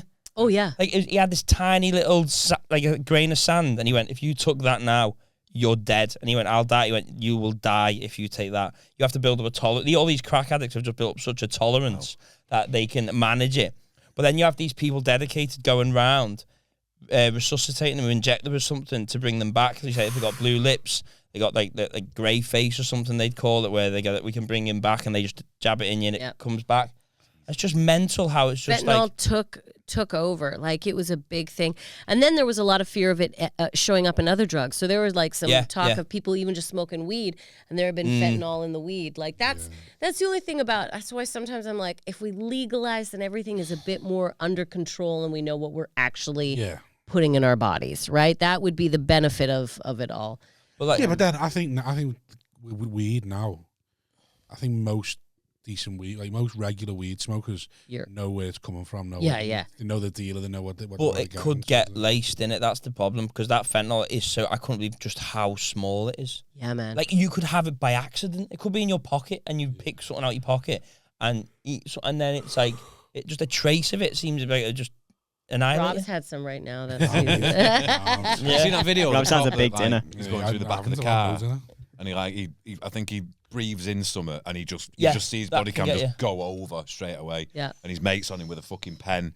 I think he had to inject him like 7 or 8 times as well, just to keep him fucking coming back. And then they got him in an ambulance. But it was in the air in the car. Yes. And it fucked him. Like, watch it, it's insane. Fucking great. It's almost be worth dying just for the trip that you'd have. Ugh. It must be fucking good though. Like, but the dope. It's like the same with heroin, and it must be good. It must be good, but I don't think it's even about it being good at that point. I think you're chemically addicted to doing that substance. Oh yeah, But to put your body through it again and again, it's like, it must be good though. But doesn't it change your brain as well? Because or is that just because what OxyContin? OxyContin changes your brain. Changes something in your fucking brain that makes you need it. Like, it's just, you need it. like a painkiller. scary. Like you'll kind of never go back. Like your body will always want that. So you'll always crave it. Yeah. So people who are addicted to OxyContin, they are still addicted to OxyContin. They're just learning how to like live with it, work through the addiction. Oh my God, it's a fucking vampire or something. Like it's with you all the time. It never goes away. But you can, What's it like for like big pharma in Canada? Because you do have a national health service sort of thing, don't you? Yeah, we have just like you guys. So we have like, our healthcare. Like, so you don't have private healthcare over there much. You can, like, if you got money, you can buy private healthcare as well. But everyone has. So you don't have the same sort of addictions to painkillers as some of the Americans do because it's getting sold to them so much. Exactly. Yeah. Right. So there is still addiction to, painkillers. But again, it's like this service, it's very regulated. So, whereas, in America, they're just like, buy this, buy this, buy this. Yeah. Oh, if you got a headache, try these 3 pills. Yeah. That's literally what they were doing with Oxy. There's a million side effects, that's how but it never started. mind. Fucking toothache, and they were getting fucking kids on it. Actually, that's what you're saying about this sort of thing. That's what I was saying. If it's in Canada, how can it so bad in Canada? The fentanyl was a different thing. I don't know. The reason why it's hit so bad in Canada is because fentanyl is a cheap drug. Yeah. And there's a lot of like farming communities, where kids don't have a lot going on. And so like meth, fentanyl, all these cheap drugs are the ways that it's something for them to do. Yeah. Booze isn't cutting it anymore, right? Yeah. Even weed, they want, but they can't afford Coke or they can't find it. But these sort of cheap little, you can get your hands on that sort of thing. And that was the big scare for a long time in these smart farming communities where a lot of kids were like ODing and they were like, but we're a good Christian community. Yeah, they're fucking bored. These kids need something to do. Like fucking drugs. Yeah. You just reminded me about going private. My mate was an air conditioning engineer. Yeah. And he was on this big industrial estate in his factory. Yeah. And the boards that were laid out in the roof where he had to go to check out this unit had been moved like wrong. So like what he thought was safe, what he was stepping on, had been mismarked, and he went straight through this fucking roof. But I don't know if it was like 10 or 15 feet that he fell, but a door was open right underneath him, and he landed on the fucking door, and then fell onto the floor. And like some of the factory workers come and got him, ambulance, like shattered a load of stuff, really fucked himself over, was in the hospital for like fucking 12 or 15 weeks or something like that. And then when he got out, he was like NHS. When he got out, he realised that he had private medical cover with his fucking job. And but he'd not been transferred. He went, I had to listen to old men shitting next door to my curtain for 13 weeks, and I could have had a fucking Xbox and a fucking widescreen. How do you not know, though? Gutted. That's your own fault there for not knowing you. No, because I don't think I wouldn't even think to check sort of thing. No, would you not? They wouldn't definitely. You'd have to say. Well, we're so used to the NHS sort of thing. You wouldn't think of it. You wouldn't think you'd have private healthcare. Yeah, but certain jobs you would think like my friend. Okay, she's in Canada and she, you get healthcare, but her company gives her private healthcare. She's fully aware of it. She's like, I got a private doctor. I go see. I don't think. I think like somewhere. I don't think you'd even know. Would you? They'd tell you. They'd tell you at the start. You wouldn't even think about it again. No. I take full advantage of everything, though. Right? Any sort of. You tight? Well, I'll make sandwiches from a buffet in a breakfast and eat them later. That's not tight. That's savvy. You got us into the lounge at the airport just by giving the lady behind the counter a look. Like, that's love that you saying she's not tight and she is tight. It's tight that time. Hey, I get a sandwich out of it, pal. Yeah. Babe, you're not tight. You're thrifty. Yeah. I am. I'm super thrifty. I'm like, what do you guys want? Do you want a bacon buddy for later, babe? Yeah. Do you batch cook and freezer? No. I just steal them from funerals. Oh, freezing stuff. Funerals. Oh, don't get Simon started on freezing stuff. How's your freezer looking at home? Right now we've done well, but like... Is it rammed usually? Yeah. Oh, What's having a full freezer, innit? Even when we go home, I just made a lasagna that I'm going to chop up and like put it in. Yeah. We've even got a fridge freezer in the fucking shed. We do. We're a two-fridge home. Yeah. You're a two-fridge owners, only 2 years, and a dog. That's ridiculous. Fridge each. Yeah. Have you got one of them double ones? Is one a bevy fridge? Or? No, just... so the outdoor one is mainly a bevy fridge up in the top, but it does have freezer in the bottom, so I put extra freezer stuff in there. Yeah. I just like to make sure we have enough food around us at all times. I don't ever want to go hungry, guys. Yeah, the munchies that you'd get as well. Off all them vapes. Weeds, but I'd never be asked to get one defrost or something. Really? Yeah, like our freezer's got stuff in that's been left, and It just never gets used. Just never be asked. It's like an ornament, but in the freezer. Yeah, it's just no point. It stays there forever. I do. I prepare it so it's like one serving, like ready to go. Yeah. Basically, so when I'm out of town. You got to defrost it and then. Just do it in a microwave. Just microwave it, man. Yeah. Boop, boop, boop. See, my wife's just weird over defrosting stuff as well. Is she? Yeah. What is she worried about? Like, yeah, it's all got to be defrosted in the fridge overnight and shit like that. Does she do that? Okay, yeah, we're pretty. We roll the dice. Well, I'd be fine. I wouldn't give a fuck, but it's so. Yeah, roll the meat dice. Hey, like a food poisoning all right. but it'll be fine. I was gonna say something. I forgot now. It'll come back to you. It's all right. Oh yeah, meat dice. We got distracted. Meat dice. Yeah. Oh, that was it. So the whole freezing thing. I think I know the answer to this. Whereas here's another reason why I don't freeze stuff and that or be organised, and because I'm not tight. If you order something online, it comes and it doesn't fit. What do you do? I return it. Yeah. See. You don't return it, do you? No. If I order something online, it comes, it doesn't fit. It just lives in my wardrobe. Not fitting. I just look at it every day in my wardrobe, going, maybe one day that'll fit. Maybe one day. I got enough of those clothes. It's not even inspiration. It's just I'm never returning. This shirt is for sick Thomas. Yeah. I'm never returning that shirt. It's just it lives with me now. I've bought it. Oh well, it's happened. I absolutely return things. Yeah, I'm a big returner, as Danny is full aware. We got boxes coming in, boxes going out. They hate you. Production line. She likes the shopping. Yeah. She couldn't be asked on the post office, and that's just like rebagging stuff. Oh, fuck it. Just lives here now. Don't I bought it now? It's my mistake. Just lives here. It now has a home. Yeah. Well, have you ever returned anything? No. Like a meal in a restaurant you weren't happy with, you wouldn't send it back, no? Nah, I just couldn't be asked. Is that what's in your freezer? Just a load of extra small t-shirts from fucking Amazon. Can't be asked to frost the news. That's where they live. Yeah, I've never sent anything back. I'm like, You've never? No. Okay. Just couldn't be asked. Do you do a lot of online shopping though? Probably not. You don't strike me as a guy. Yeah, okay, there we go. Yeah. Do you like to be there and a little bit of gut watch there? No, I just don't. I just fucking when you're a big lad, you just order the same fucking thing in about 5 different colours.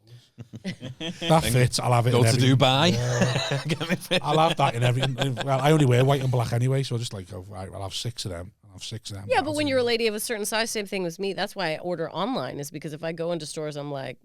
Yeah, I'm not upsetting myself, so like, I just get so I know what I'm getting. Are clothes stores still like that, where it's like it's very difficult to find stuff to fit? Yeah, they don't stock the double XL. Yeah, do they not? No, they do. They have the size online, but they don't stock it in the shop. Right, because they don't want people who look like that actually in the shop. In the shop, do they? Stinking the place up. With their fucking ruining the brand. Them spent millions on their name just to have some fat cunt walk in and ruin it. I bought a double XL in something, and I bought it online. And I went to the store to return some stuff because things didn't, and I was like, well, I'll take these back. And the one thing that they were like, sorry, this has to be returned back online. And I was like, but this is your store. And they're like, it's online. And I was like, oh, you don't even want us around to return the shit. Like, you don't want us coming in at all. Shop, like, will you? Now. Yeah, we measure size. Stay away. If you went into a shop, looking past the shop, looking in, going, what? She fits it. I'm fucking. What happened? If you go into a shop and you pick up a large shirt, and you're clearly a quadruple XL. And you go, if you try and put that on, you will break that. Would they then be able to take that off you? Or if you went, oh, sorry, it's wrong size. I've done that. And they went, you've ripped the shirt. And you went, sorry, it was the wrong size. Sorry, I've done that. I've gone into a shop before and gone, listen, I got anything that's going to fit me or what? Yeah. I got so aggressive immediately. Fat cunt shopping that I just started walking to shops going, is there anything in this place that's going to fit me? I just like be honest with me. I'm not going to be offended. Yeah. Don't pretend. Like just tell me. Yes, we do ponchos. The changing room curtain. Yeah. There you go. Oh, you're like a Roman god. Are you having a toga party, sir? Changing room curtain. That would be a really sassy shop person, wouldn't it? Just as I was getting changing room curtain, maybe. I don't know. We got it in a green.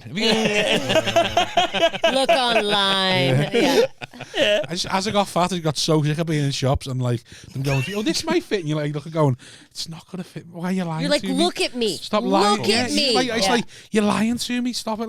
Mate, I've got like all the cowboy shirts that I buy now in Canada. They're actually cowgirl because the cowboy ones don't fit me right. The cowgirl ones do. But as I've been putting a bit of timber on as well, there was one year, the last time we were in Canada, I was stood on stage And this shirt was, the one I had on was a pop-open button, but a little bit tighter than the rest that I had on.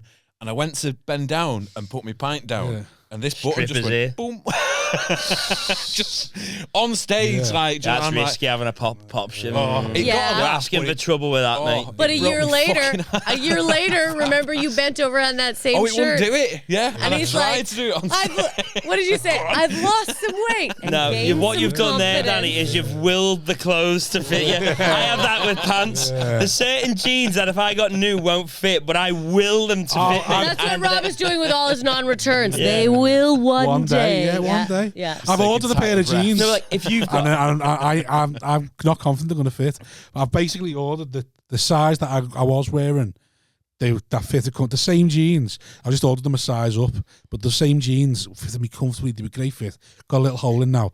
Can't wear them, so I've ordered the size up because I know, like he just said, them jeans have been pushed. Yeah, they've been worn into shape. So but like, I think once, so I need to go a size up now because they're never. Because my wife was going, why sort of the same size? And if you love them so much, they're so comfy. It's like you don't understand. You've never been fat. If you regularly, it's like when people wear a pair of jeans and you can fasten them and you do them daily, you will always be able to fit them jeans no matter what, I think, or almost, because you go, they will fit, because it's a gradual thing. They will fit and you will them, but you get the same pair of pants new, they will go nowhere near you. Yeah. So if you keep wearing it, that cotton just goes, I'll go with you. I agree. I will go with you to the end. And then if that bursts, I'm ride or die, baby. So sad. I've got a pair of 34 waist jeans that they are ride or die. They're like, these are coming with me to 38. Yeah. Coming with me to 38. I can hit 38 in these 34s. Do you know what I mean? But if you ripped the shirt in the changing room, come out and went, Jesus, rip when I was in there, bad material, that, and you went, would the shopkeeper go, you've ripped, like, do you know what I mean? Could they go, you knew that was going to happen? I would never tell them I ripped it. I would just leave it in the room. Or so you could just go into a design and start ripping all the shirts, going, God, the material's poorly. These are poorly stitched. These. Yeah, and they go. I reckon they'd probably tell you the designer, aren't they? They've got a little bit more about them. You can. It's probably in them. They're probably in them to kick you out a bit. I'm pretty sure a fancy designer shop would be like, no, fatty. Not you. Do you reckon? Yeah, they'd be pretty. That's why they employ fit people to be able to go. They got no disregard for ugly people to go. Just go. You get out of here because they got that snob. You won't feel guilty. Yeah. They've got no empathy because they're all in the 8s, 9s, and 10s. They've just gone like, you're invisible to me. Usually, get out. I'm a 10, mate. Get out. Some of them designer shops, I've got fat stuff in the back, but they won't bring it out for like you're going to go in and buy one shirt. That it's for rich fat people.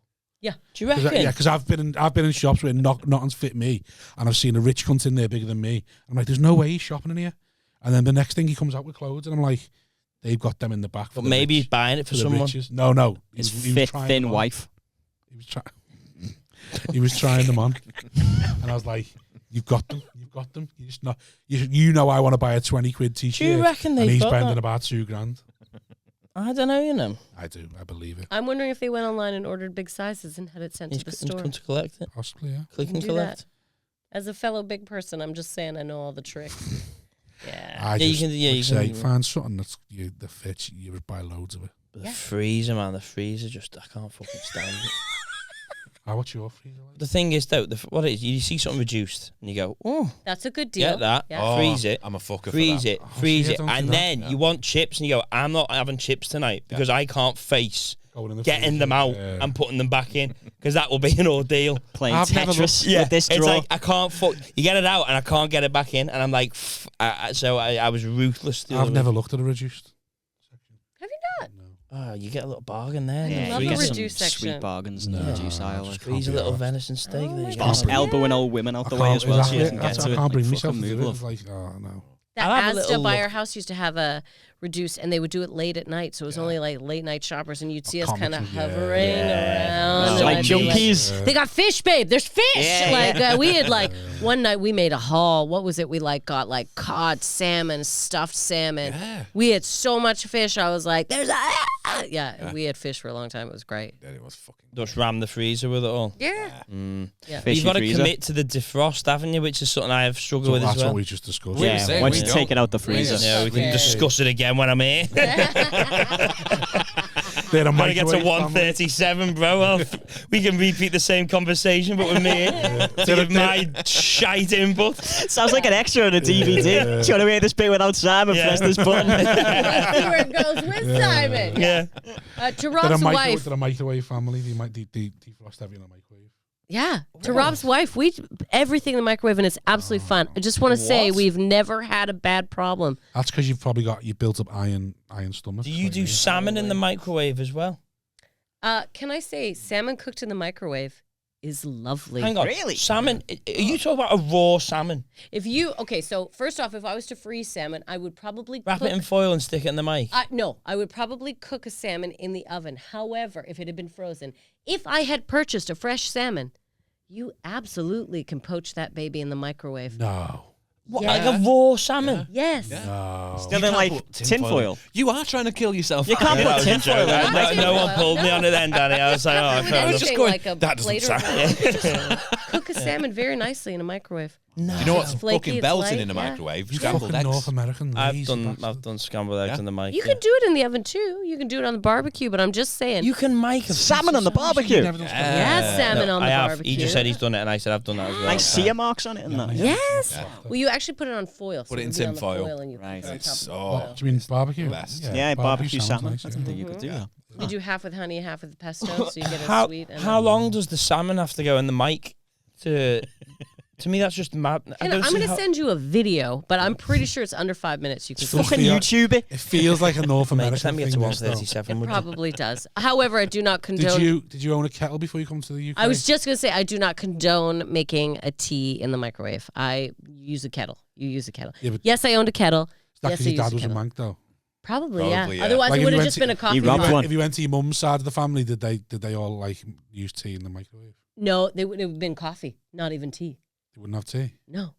Most Canadians and North Americans, coffee is usually, like everyone has Is a that coffee like pot. pancakes over here? Like we just don't have pancakes for breakfast that often. Yeah. No, that's what you have a day, one day. Yeah. Yeah. But yeah, everyone has like a drip coffee maker, Right. probably a kettle abouts, but like coffee would probably be your primary thing. People have tea, but it's more coffee. Do you have iced tea? Yeah. Thought it'd be too cold in Canada. Do that in the mic as Because well. we don't, we have everywhere in heating Canada's inside, so cold. we Oh, can is still it? drink cool drinks. Are they inside. warm places in Canada? I just my assume it's all cold. No, so basically Canada has 4 major seasons. We have winter. Like Like everyone us, does man, to yeah. me. I know, like Very 4, unique. What's this fifth one? but like really, like so Just summer. celebrate holidays. Summer is plus 38, winter is minus 38. Right. Right. So, but that's in the same city. We talking so, Fahrenheit or Celsius here? Celsius. Yeah, degrees Celsius. What do we say? Fahrenheit. Minus Celsius. 30. Do we say Celsius as well? Minus 38. Minus 38 Celsius is like ridiculous. Was that Oh. not? That's not joke. No, No, that's honestly, like January. mate, it hurts to breathe. Minus some days. 38. Yeah. 38. We have to plug our cars in so the engines don't freeze overnight. So you have like the car stays. Kind of Where's the coldest place in the world? God. What do you mean you plug your car in? So the engines don't freeze. My There's a heart. lot of questions coming at It once. I freezes. got a lot of questions. Because you're asking it a geography question like she just should know. I know. I was like, She's not Neil deGrasse Tyson. You're not Alaska, on the air tonight. Alaska. No one's fact checking anything here, mate. Just make the it up. North Pole. There you go. Done. Hey, Sorted. what That's another moons 20 did Jupiter seconds in have? the can. Jupiter is it Jupiter's star now? Hasn't it been degraded? It's not even a Like, can we planet stop asking anymore. the is it? questions that No, that's she shouldn't Pluto. have That's answered? Pluto. Thank I was you. watching a thing on black holes. She's not an oracle of knowledge. Jupiter's you know? still a like, planet. yeah, So What the fuck is putting your car in? Okay, so because it gets so cold in the middle Yeah. of winter, and Yeah. cars are parked, if it's parked outside, Yeah.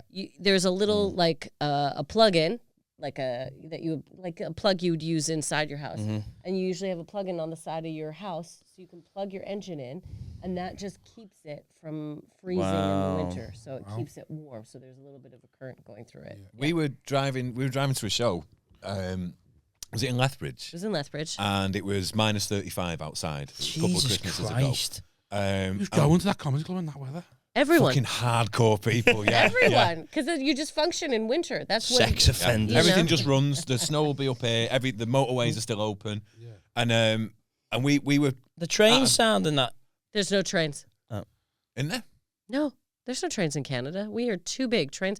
You have like within the city maybe a few like metro lines. Like it's very much like Manchester, but there aren't like trains taking you from one city to another. Absolutely, it's 3 hours away. Right. You got to drive. You got to. So we're around the corner from this casino where the show's at, and it is literally a strip of road with nothing on it. It's got a hotel.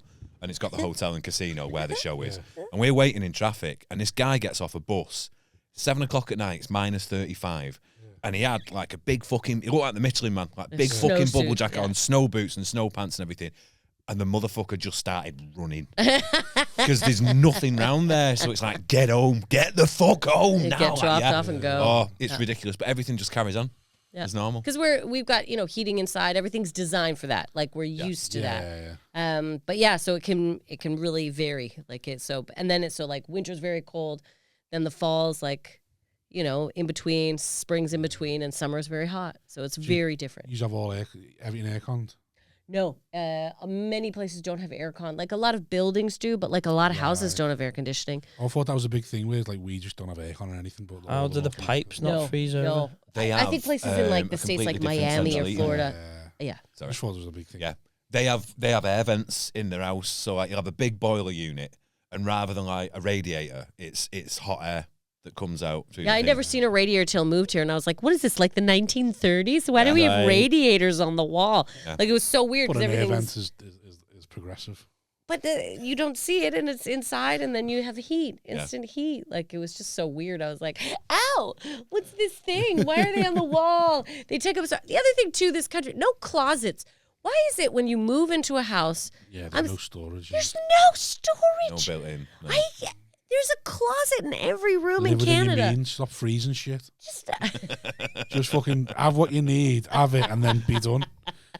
My dad's mate moved over freezing things, filling your rooms with boxes to take back. Just fucking get what you need and fucking be done with it, will you?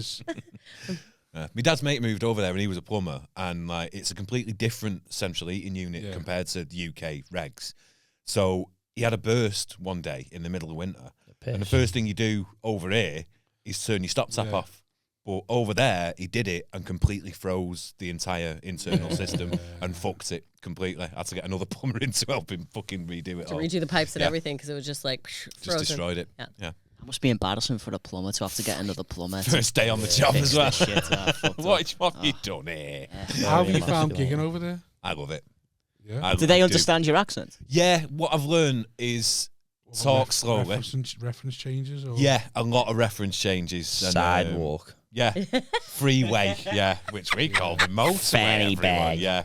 So it's just replacing like, Greg's with Tim Hortons and stuff like that. Yeah. That's all it is. Tim Hortons, is that the bakery of choice over in? I've got one of them in Canada. So it's like when you get a key cut, Tim Hortons. Yeah. We've got one round the corner. You got a Tim Hortons? They're all right. Yeah. They're not the same quality over here, though. There's something about them over there. Like, you got me a sandwich from the fucking Canadian tyre store. Yeah. Which is not a tyre store. It's like their B&Q, but Aldi and Walmart and everything inside it. Got me a sandwich from there, a turkey sandwich. It's one of the best fucking sandwiches I've ever had. Yeah. Just it was fucking like that. Do you think sometimes... She laced it with fentanyl, that's why. Do you think sometimes you go like, because sometimes you'll have one thing for the first time and you'll think, this is the best thing ever. Yeah. But then you go get it a second time, and then it's not all that great now. Yeah. Do you reckon you've got a little bit of a rose-tinted view on everything in Canada, and then if you actually live there, you think it's not actually that great? 100% he does. Yeah. Does he? Yeah. Like the best turkey sandwich ever. It's like, because you've had it once, and you thought, I had a lamb thing from a cafe. I thought it was the best thing I've ever eaten. I went back the next week and I thought, this is shit. Like, this is it's completely gone the opposite now. It was just like, this is not what I was like, oh my God, this is the best thing ever for £8. And I went back the next week and I thought, this is making me feel sick. It's just like, well, it's a lamb thing for £8. Of course, it's not going to be great. It wasn't even like real lamb. It was like fucking doner lamb sort of stuff. Because it's just... Because it's £8. You're not going to get a lamb thing flatbread for... That's a thing with like films as well, isn't it? People love films and then remember them and then they watch them again when they're old and they're like, actually, this is quite shit. Me with the Da Vinci Code. Read that book. Really? At 11 and thought, this is the greatest, cleverest book I've ever seen in my life. read in my life, and then You watch Tom Hanks go through the journey. and then now when I get older, people talk about the Da Vinci Code like it's a fucking moron fucking thing, and I thought it was like, I was piecing it together. I was reading it at the age of 11, thinking, this is genius. Like, oh my god, I'm so clever. And then it's just like, this is for absolute idiots. I do get you, because I was reading, going, this is a film. This is amazing, and then. I think Stuart Lee dissected it was like the big man looks at the red cup. Yeah. So I'm like, oh god, where Tom Hanks goes, we must find a library. Yeah, like, it's an action scene. Fucking music in the background. I thought power walk into the fucking library. In the library, we just found the library. Yeah, there's one next downstairs. And you give me a real book that everyone's like, this is amazing. I'll be being shit. This. Gotta think. It's annoying. Hey, what's a film you liked that you think is shit now? Mr. Doom. Is it still in pro-production or whatever? You got still in post-production. I've got to go Post-production. back next month actually to do some pickup shots as well. But it's out end of February next We're going into the other episodes. Going back. Let's run it back now, You haven't seen Danny and Rachel go back and watch that first and then come back. Maybe I think one that I really wanted to be amazing was something like V for Vendetta, because I'd read it. It's like got Vin Diesel in it. Sounds like Vin Diesel should be in it. Hugo Weaving, I think it is. Is that what he's called? The Matrix guy. And it was just a bit The of a... Grinch. Do you know what it is? The Warriors.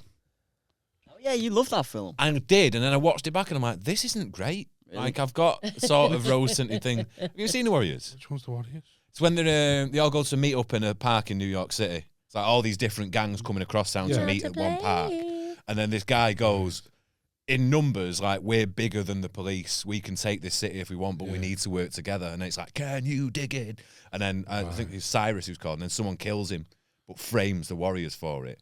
And the Warriors have got to get back to Coney Island, but fight the way through the city. And everyone's, they mark for death, like, and it's just not that good. No, it'll be remade. You watch. They'll do a remake of it. The Shutter Warriors Island. will be remade. It did sound shit. Shutter Island, yeah. I get you. I watched it the other day. It was all right. Yeah. It's just so obvious. Yeah, it The is. minute It they is. step on the island, like, yeah. But then it Wakes is. up on the It's. boat, and it's like, It's. I think it's just what a trope is. When they start making like anagrams of the names, that's like, it's lazy, isn't it? Yeah. When they go, this is actually this name's like, But we've come cheap. so far, you know what I mean? Like, remember when Seven first came out, and like I loved Seven. I thought that was a great movie, and I was like, did you say what's that? Brad Pitt. What's in the Morgan box? Freeman. What's in the box? A serial killer who uses the 9 deadly sins to kill people. Seven suddenly. Wow, you've never seen Seven. Not to make you look stupid, like, but it's the name of the film. It's okay. Adam's thrown 2 more sins in: freezer burn, Some of shirt's not fitting. Some of the shit I've done. Like, surely they've got to be in that list as well. I'm trying to think of a movie that I saw that I would have thought was really good, and then years later I was like, I guess so. I love every horror film, innit? Yeah, I was just We watch a lot of horror films. We watch we constantly. watch I like that. What's your favorite horror film? 6 friends go into the woods, that sort of thing. Oh, I'm not into that. Ooh, Yeah. right. Make it 8. Make it 8. That's me. I like anything that's like I like kind of a teeny.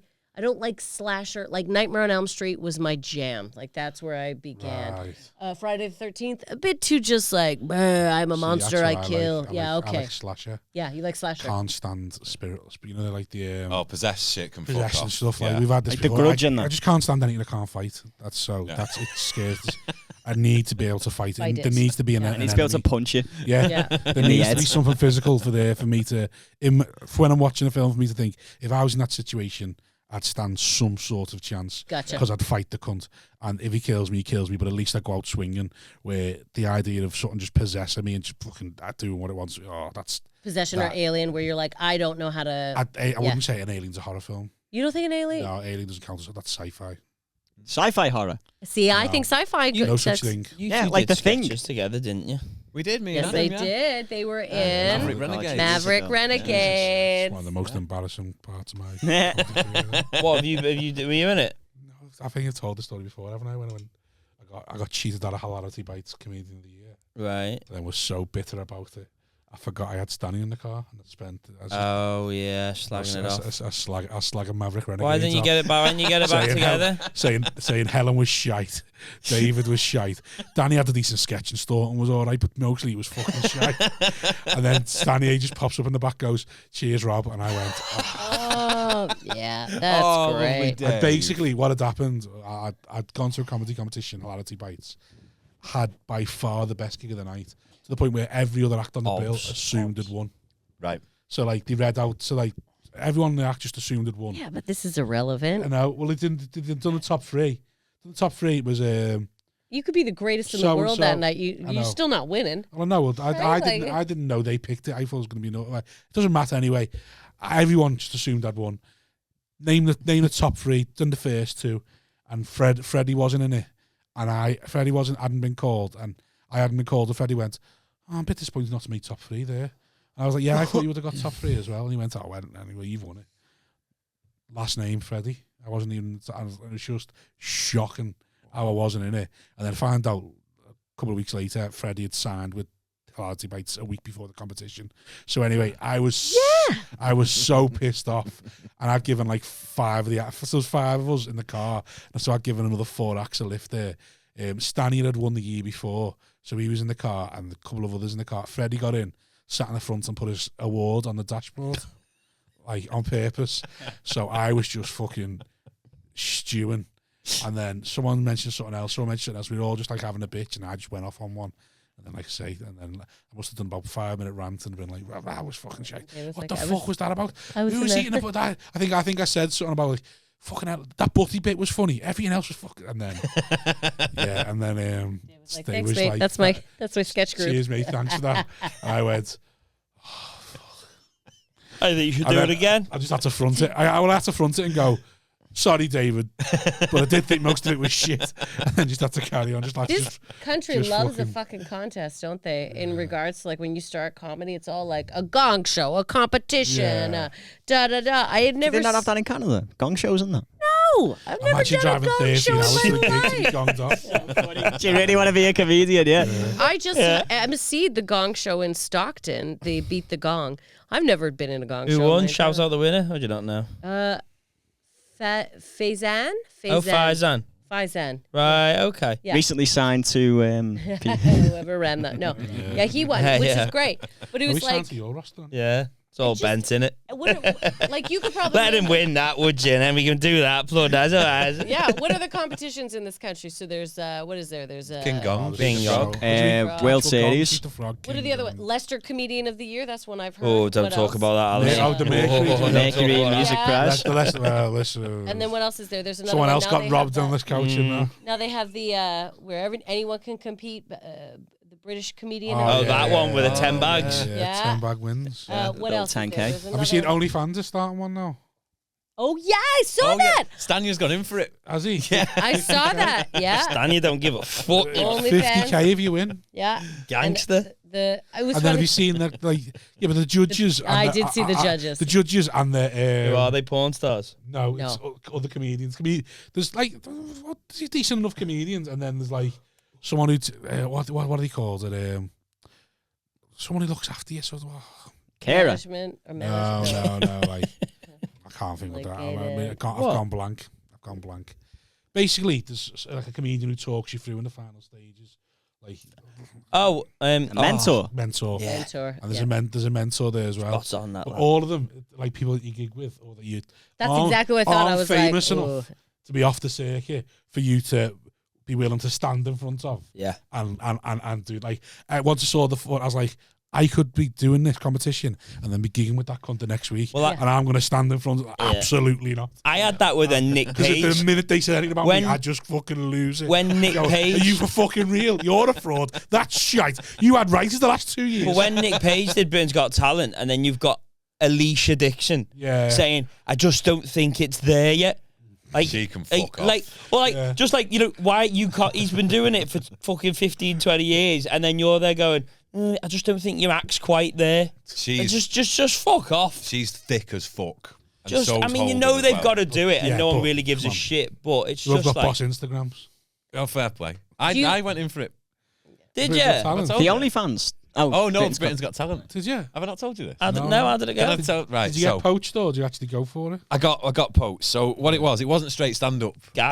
It was He did. but they pitched it. This is right. I want you to write jokes for this. We've got this mechanical toucan.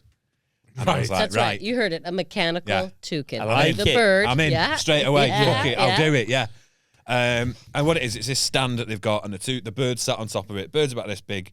Guy who operates it by remote control does like the wings and the head and all that. And we figured out that because I'm talking with it, I press the mouth button. Yeah. So I'm stood next to this guy, Alan. Yeah. Get the gig, and the rehearsal goes fucking brilliantly. Yeah. It's at the Lowry. And you wrote gags for it? I wrote 5 minutes for this toucan, yeah. Right. And it kept getting like sent back to me. You need to lose this section. This bit's fine. Then it'll come back, and there's so many rewrites because they panic. And then on the day we had to do another rewrite, but they loved the fact they like go at Amanda Holden, like just go, rip her. Oh, so you did a thing in front of all the judges? Well, yeah. So the producers did the trial run first, and they were like, the notes were go at Amanda, do what you want. Just in a room like no audience? Yeah, but in the Lowry, on the stage and everything, and it is literally just the producers sat there, and it went fucking brilliantly. They loved it. So I'm like, we've got renewed vigor. We're like, we're in here. This is going to go great. So it gets to 8 o'clock on the night, and we're backstage, and it's just dancers and bums everywhere. It was really distracting. Oh, yeah.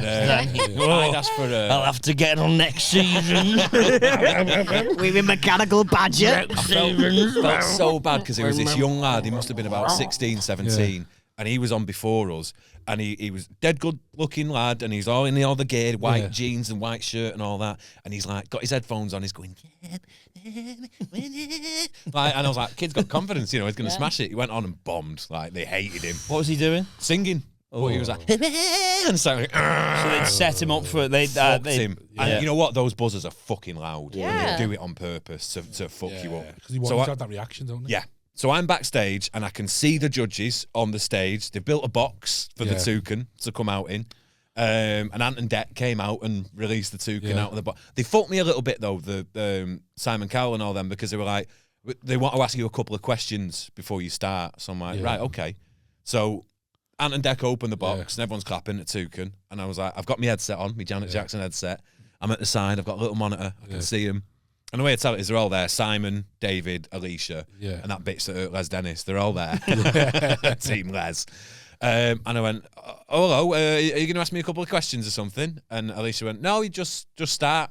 And I was like, fucking Alicia. Shit stirring already. So he opens, and I say, hello, Simon. I'm from the Caribbean, where all your money lives. And he's like, I said, hello, David. I love, big fan. I've got all your books and DVDs from the pound shop. He's like, I said, hello, Alicia. I loved you in the Sugar Babes. And she just went, thanks. She wasn't in the fucking Sugar Babes. Like, she doesn't even know. She didn't even get onto it. No, just like, I said, hello, Amanda. I said, me and you have got a lot in common. I get mistaken for a parrot quite a lot, whereas you must get mistaken for Holly Willoughby quite a lot. But then again, Holly wouldn't be in a Weatherspoons on a Tuesday afternoon, would she? And Amanda went, like that, just fucking, like, saw her ass straight away, red button. And I'm like, fucking hell. So I'm like, right, carry on. So I did a couple more gags. Alicia actually turned around at one point and just went, I don't get it. And it was like, it was a strong gag. And I'm like, right, I'm fucking silently seething in my head. Anyway, Amanda is enough, and she actually pushes Alicia's buzzer next to her. So, and then David pushed his.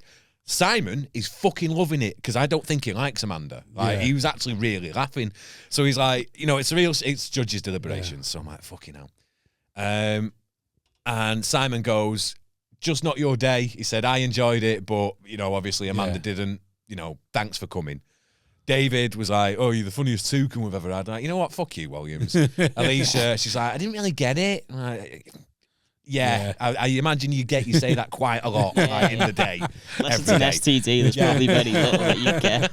And then we get to Amanda, and they've done this on purpose, right? Yeah. And she's fucking fuming, like to the point where veins are standing up in her fucking neck.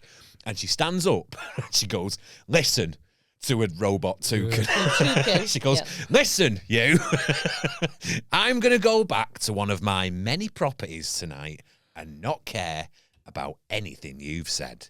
And I said, how many caravans are we talking about here, Amanda? And me mic, everyone went, oh!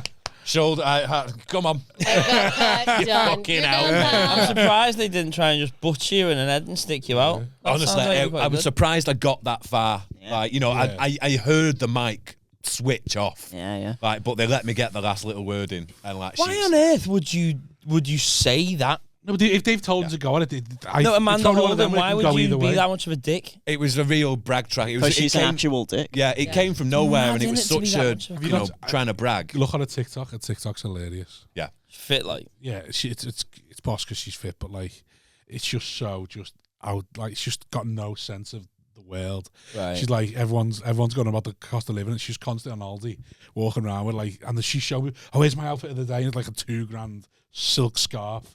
And you're like, are you fucking, Amanda, you're on bid, Britain's Got Talent. Do you not understand what you're meant to be? You're just meant to be nice, wholesome, homely sort of, make everyone forget about the rest of the week, and you're there going, oh, by the way, look at me $2,000 silk scarf. I've got 9 Fabergé eggs. Well done. I'm currently walking around with a Fabergé love egg. I've got new tits. I never knew you did BGT. Ant and Deck. Yeah. I didn't know they did that. I knew they poached people. They've asked me to do it a couple of times. Yeah. Oh, every year I get emails. Hi, we're from Tameside TV and we have a project. And I just write back, if it's Britain's Got Talent, no, that's okay. Thanks a lot. It is Britain's Got Talent. Okay, that's all right. We want. I was like, the last time I said they write to me going, we'd love to have you on, or we think your act would be great, Britain's Got Talent, and I just wrote back, you've never seen me act because I would absolutely. It'd be terrible. I said there's nothing. I said you couldn't put me on stage because no matter how much production we went through, I'd lie to you until I got on stage and I'd just do what I wanted to do anyway. And they went, fair enough, and never asked me again. The best bit of the day was right at the end. We just died, like we'd bombed. It was a straight up bomb. They hated us. The audience were on Amanda's side, and then we're backstage. It's been a long fucking day. We've been there since 10 in the morning. Day. It's about 9 o'clock at night now. Oh my God! The crew and everyone are absolutely lovely. They really look after you. They butter you up. Well, that's it. They do that. Yeah. But she came, like, this girl came over at the end, and she's like, right, don't go anywhere. Stephen Mulhern wants to meet the toucan, and she's there on a headset, and I just went, you can fuck off. And to be fair, my mate Lee stepped in, and he was like, no, we've not signed anything about that. Have you cleared it with such and such a body? And she's like, no. And he's like, right, we'll ask him about it first, because, and I was like, I'm not doing it. I'm not sitting in a fucking room. No, because it's one thing to be the toucan. It's the other thing to be. I'd literally just said, well, you can have the toucan. Yeah. I'm getting off. Yeah, I'm done. Get someone else to do the voice. Yeah. I'm not asked. Yeah. It's just like, no, fuck. Well, they didn't use it, did they? Which is a shame. Well, I was sort of glad, but like, it was, I've got a story out of it, you know. Though, it'd be an interesting little clip to have on TV. I'm like really? That last line, especially the caravan one. Yeah. Imagine how well that would have gone down online. You know what I mean? Yeah. I can't believe they. I didn't realise they'd done that. They said that they approached us. I didn't realise they approached people and went, why don't you try this act? Yeah. Well, I think a couple of other comics had been asked as Raymond well. And it was my material that sort of must have hit the mark in terms of safe wrote enough. The best toucan stuff. Well, do you think they wanted the toucan? Oh, that's what I mean. They do the trial at the Frog, don't they? Yeah. Yeah. They've definitely asked other comics. Other comics submitted material for it as well. Roger Swift keeps getting schmoozed by. Oh, yeah, he's perfect for that. You know what? I mean, look at some of the careers itself. It's like Deliso's on tour now. Johnny Awesome's on tour now, and constantly touring, and has got that fan base that we're all. Mike Newell, he was on it. Mike, yeah.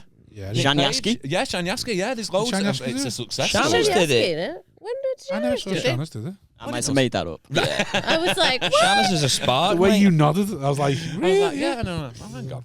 Yeah, don't put microwave. Don't put tinfoil in the microwave. Don't put a microwave in tinfoil either. Like, it's a waste of time. Right, are we wrapping up? All right. Do we make our hour 37? Have we completed our hour 37? I've been watching your faces. I was like, I think we're getting close. Rob's yawning a bit less. Simon seems like glazed over now. Yeah, yes, dreamy. All I do is all I've done is yawn for 2 since the baby's been born. That's all I do. You just reminded me, actually. Wes Zaharuk. Remember Wes? Lovely Wes. Oh yeah, I love Wes. He was a master of the props. Great story once about his mate taking a gig in Canada that he wasn't ready for, and it was like was it a feature? So he's like, he's doing, I think he had to do an hour. Yeah, 45 to an hour. 45 to an hour. Yeah. and he didn't have it. And he's like, but he needed the money, and he wanted, he's like, no, I need to get on that this sort of radar. Yeah. He said, so rather than write any new material for it, he says what he did, he just elongated all of his existing jokes. He's like, so I'm going up the stairs. You know the stairs. You know what the stairs are. One step and then, another bloody step up the stairs. Stairs, everyone. A lot of exposition on these bits. Give it up for stairs. And down. Who's got stairs? Is it you got stairs? You got stairs. You ever fallen down a stair? Or you ever tripped on a stair? Who's tripped on a stair? That first step. I think that's quite a good exercise to try and write, though. Definitely. Really drill into every little word in your set. One joke, every nuance. Yeah. Make that go on stage. Every single hello. You ever say hello before? How do you say hello? Do you say all right? You're more of an all right guy? And then, we'll do that for the Patreon special. Yeah. You can give us one joke each, and we'll go on stage and try and make that last 10 minutes. Nice. Cut to a year later, and we have a clip of Simon now starting his act, where he's like, it's the way that people say hello. Allyson, you ever say hello? I'm already there with it now. Pal, I was like, that's not a bad opening, actually. That's really international. You could take that anywhere. You ever used the mic before? These mics are mad, you know. You can be over there looking at him, you know. Sure, I'm not so sure. I don't know why it's called. Was there 57 shit mics before this one? That's a very niche joke. I just want you to know. Any sound technicians will really appreciate that last joke. That'll be clipped up and just put on one Facebook group. Niche? Do you like niche things? Yeah, I like niche things. Niche? I've got a couple of nieces, actually. Yeah, if you were in Scotland, you would be on niche. Enough. Right, we're done. Come on. Right. Who we going first? Daniel, where are we finding you? I'm around. You lied to me last time. I do notice that. Did I? What did he lie about? You told me his Insta is whatever his handle for social media, and it just wasn't that at all. Want it for Insta? I might give you my Twitter one. I don't know what it was, but I went looking for it. Couldn't find it. I was like, fuck it. I'll just have to just go and find it. Oh, fuck. Yeah. Sorry, So, pal. you gave me more work. So, Mr. Doom coming out next year, end of February, hopefully. Allyson, where we find you? Watch your podcast. Or would you want anything else to promote? Yeah. Okay, so Allyson J. Smith is my handle. And the podcast WTB, Women Talking Bollocks. We're on all the Spotify, all the jazz. So you can find us anywhere where you get your podcasts. And just probably at a club near you at some point. Probably at a club near you. The excitement is palpable about her live diary there. I'll have a new Just album keep going on coming out Stag and Hen Do's. You'll see it at one point. Yeah, you will cross. If you're in the north, I will meet you. Do you have Hen Do's in Canada? Sorry? Do you have Hen Do's in Canada? Yeah, but they're called stagettes. Are they the Stag-ette same parties. kind of stuff we do? Absolutely, like Big inflatable cocks. balloons, it's all absolutely the same. Just go on Aldi for them like we do a lot, or no? Yeah. You would go to like probably a dollar store would be more where we would go. Not on holiday. Oh, Like the way we go to Benidorm and Ibiza and stuff. yeah, they'd probably go to Mexico. Maybe Mexico. Yeah, there's a lot of Canadians in Mexico. That's our Spain. That's our Greece. Yes. Right, Staunty, hit the red button. Let's go. Bye, guys. Bye.